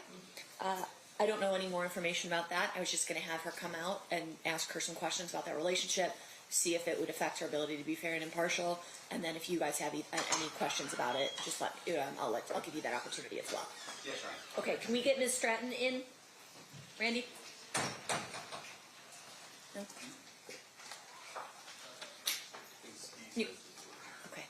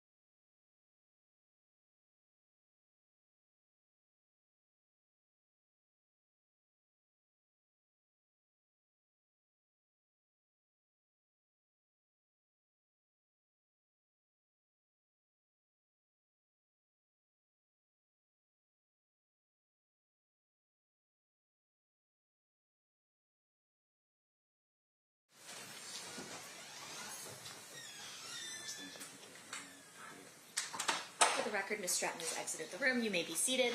Anything else we need to discuss on that issue? Not from the state. No, yeah. Anything we need to discuss outside the presence? Not from the state. No, yeah. All right, we'll get the jurors lined up. And who is the witness that we're going to do next? Mark Hatt. Mark Hatt. Yeah, he's a firearms person. Okay. So he should be short.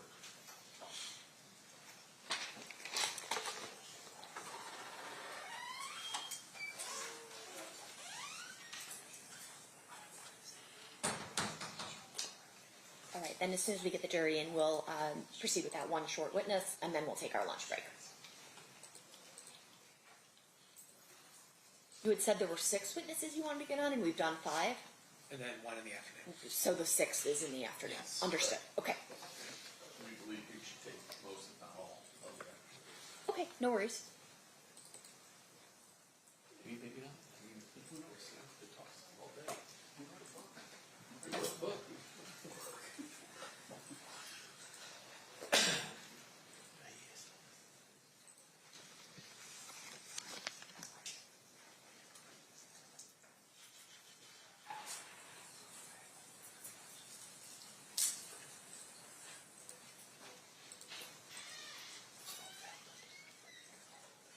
Stand for jury.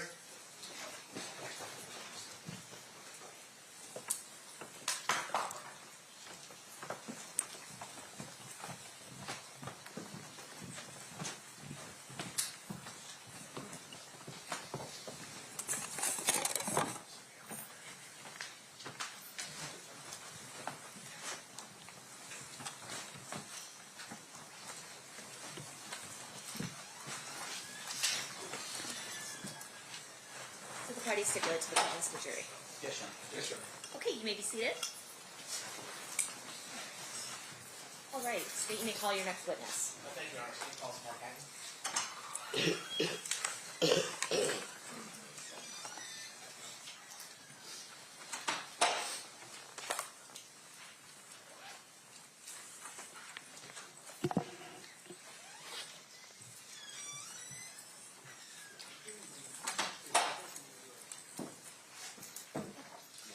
You solemnly swear or affirm the testimony you're about to give in this action shall be the truth, the whole truth, nothing but the truth, so help you God.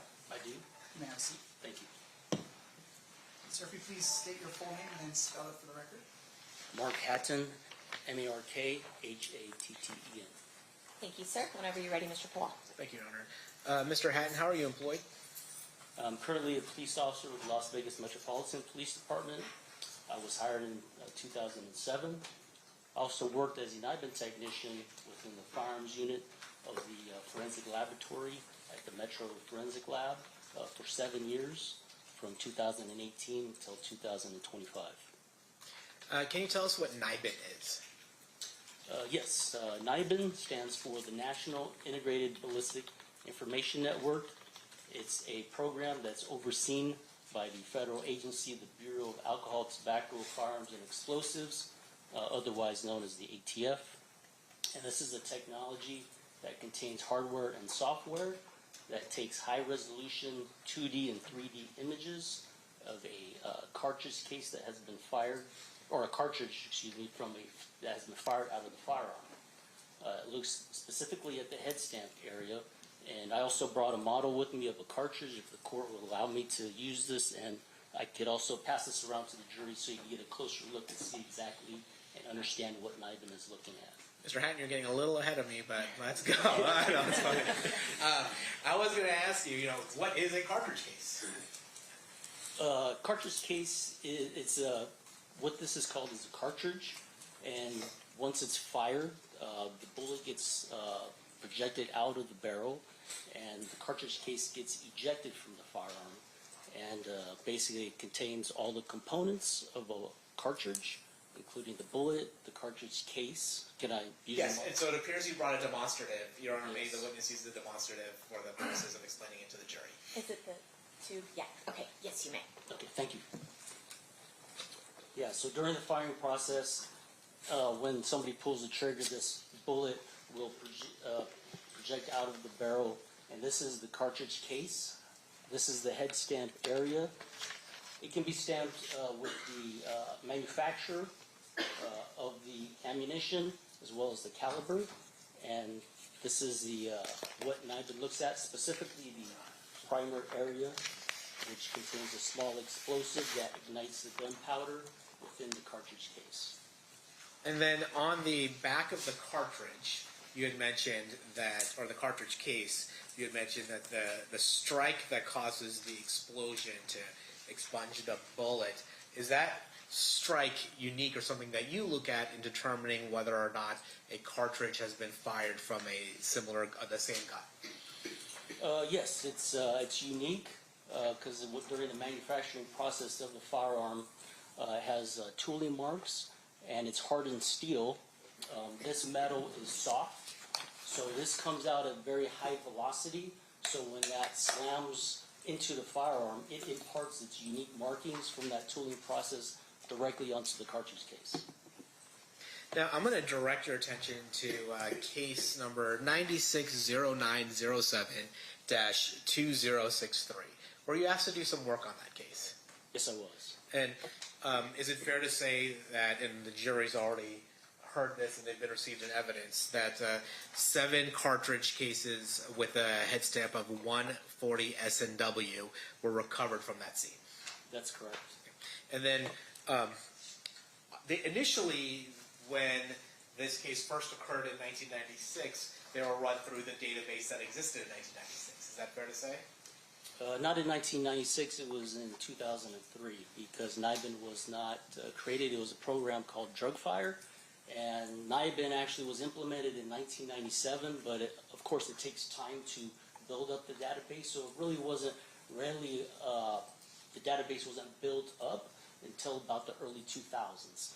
So that's when they actually initially entered this cartridge case into the NIBIN system. So in 1996, it was DrugFire, and then in 2003, it was re-entered into NIBIN. Is that fair to say? I don't have any knowledge if this was entered into DrugFire. So we'll focus on 2003, the NIBIN entry.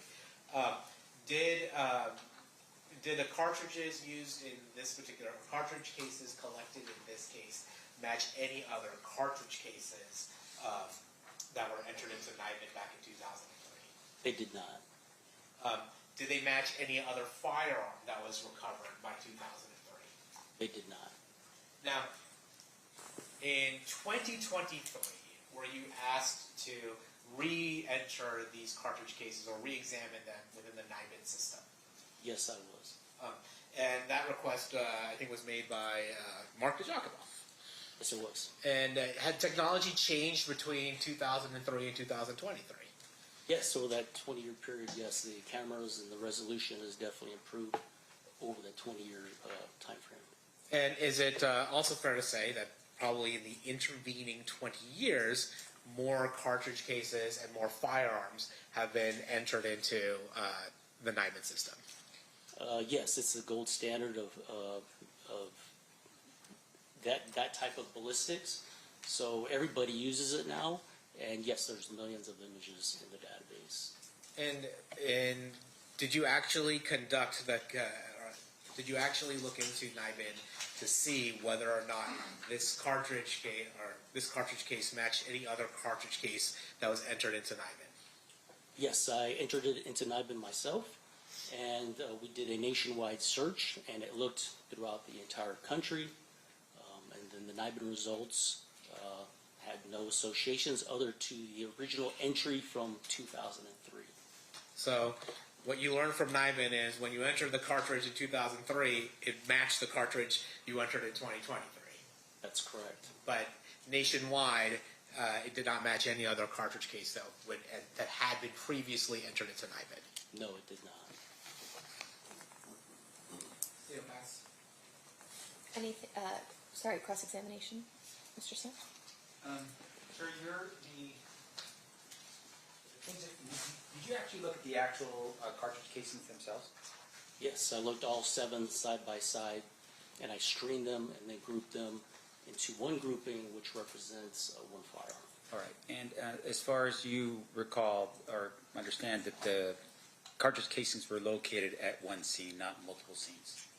I didn't look into the case notes. That's to try to keep our distance. We don't do any investigative work at the lab, so we don't want to bias our mind to what was. So I did not review any of the crime scene photos, any of the diagrams. I do not know. All I know is I have 7 cartridge cases. How do they group, and which ones to enter? Okay. And so out of the 7, all of them look like they were fired from the same firearm. Yes, they had similar visual characteristics, and I entered one, which I assigned as lab item 1. I see. So no one of them was different, like indicating maybe another gun was used. All of them were from the same gun. That's correct. Right. No further questions. Thank you. Thank you. Anything further, State? No, Your Honor. Any questions from our jurors? Seeing none, thank you, Mr. Hatton. You're free to go. All right. Thank you, Your Honor. Excuse me.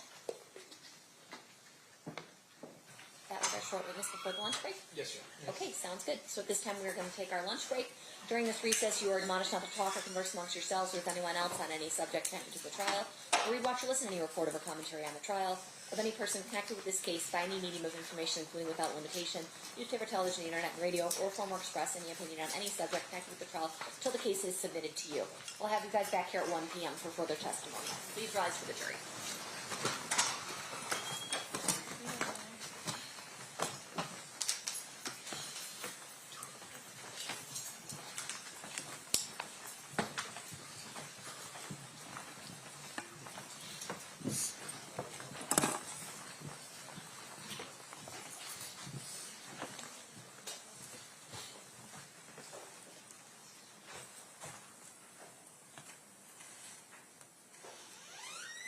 For the record, the jury has exited the room. Anything we need to address outside the presence? Yeah, yes, Your Honor. So we're going to have Robert Ladd testify at whenever we come back at. Okay, you can all be seated.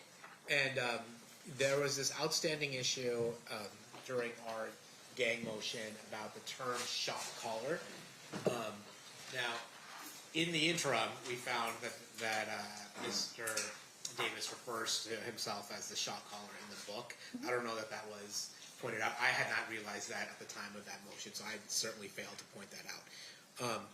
But at this point, the state's going to be asking that we allow Mr. Ladd to use that term. When I pre-trialed him last night, I told him he is not allowed to use it unless the court gives a go-ahead, so he's aware of that prohibition.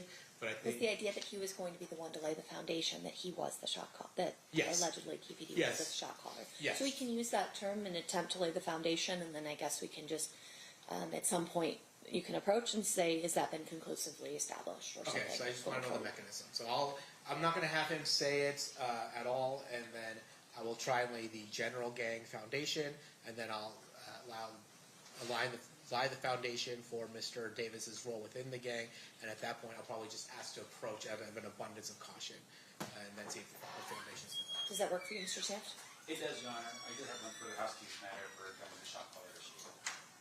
Yes. Okay. The other issue is that we're asking the court to see if we could just exclude putting on the record or publishing to everybody the addresses of my clients in terms of where his family still lives today in Compton. So if we're going to talk about a location, that would just use maybe the street name, something like that, to differentiate between the two. I think that's appropriate, for the, not to give the exact address. So can we? You can say like the 3600 block, maybe? I think it's a little complicated because there's a 1405 and a 4.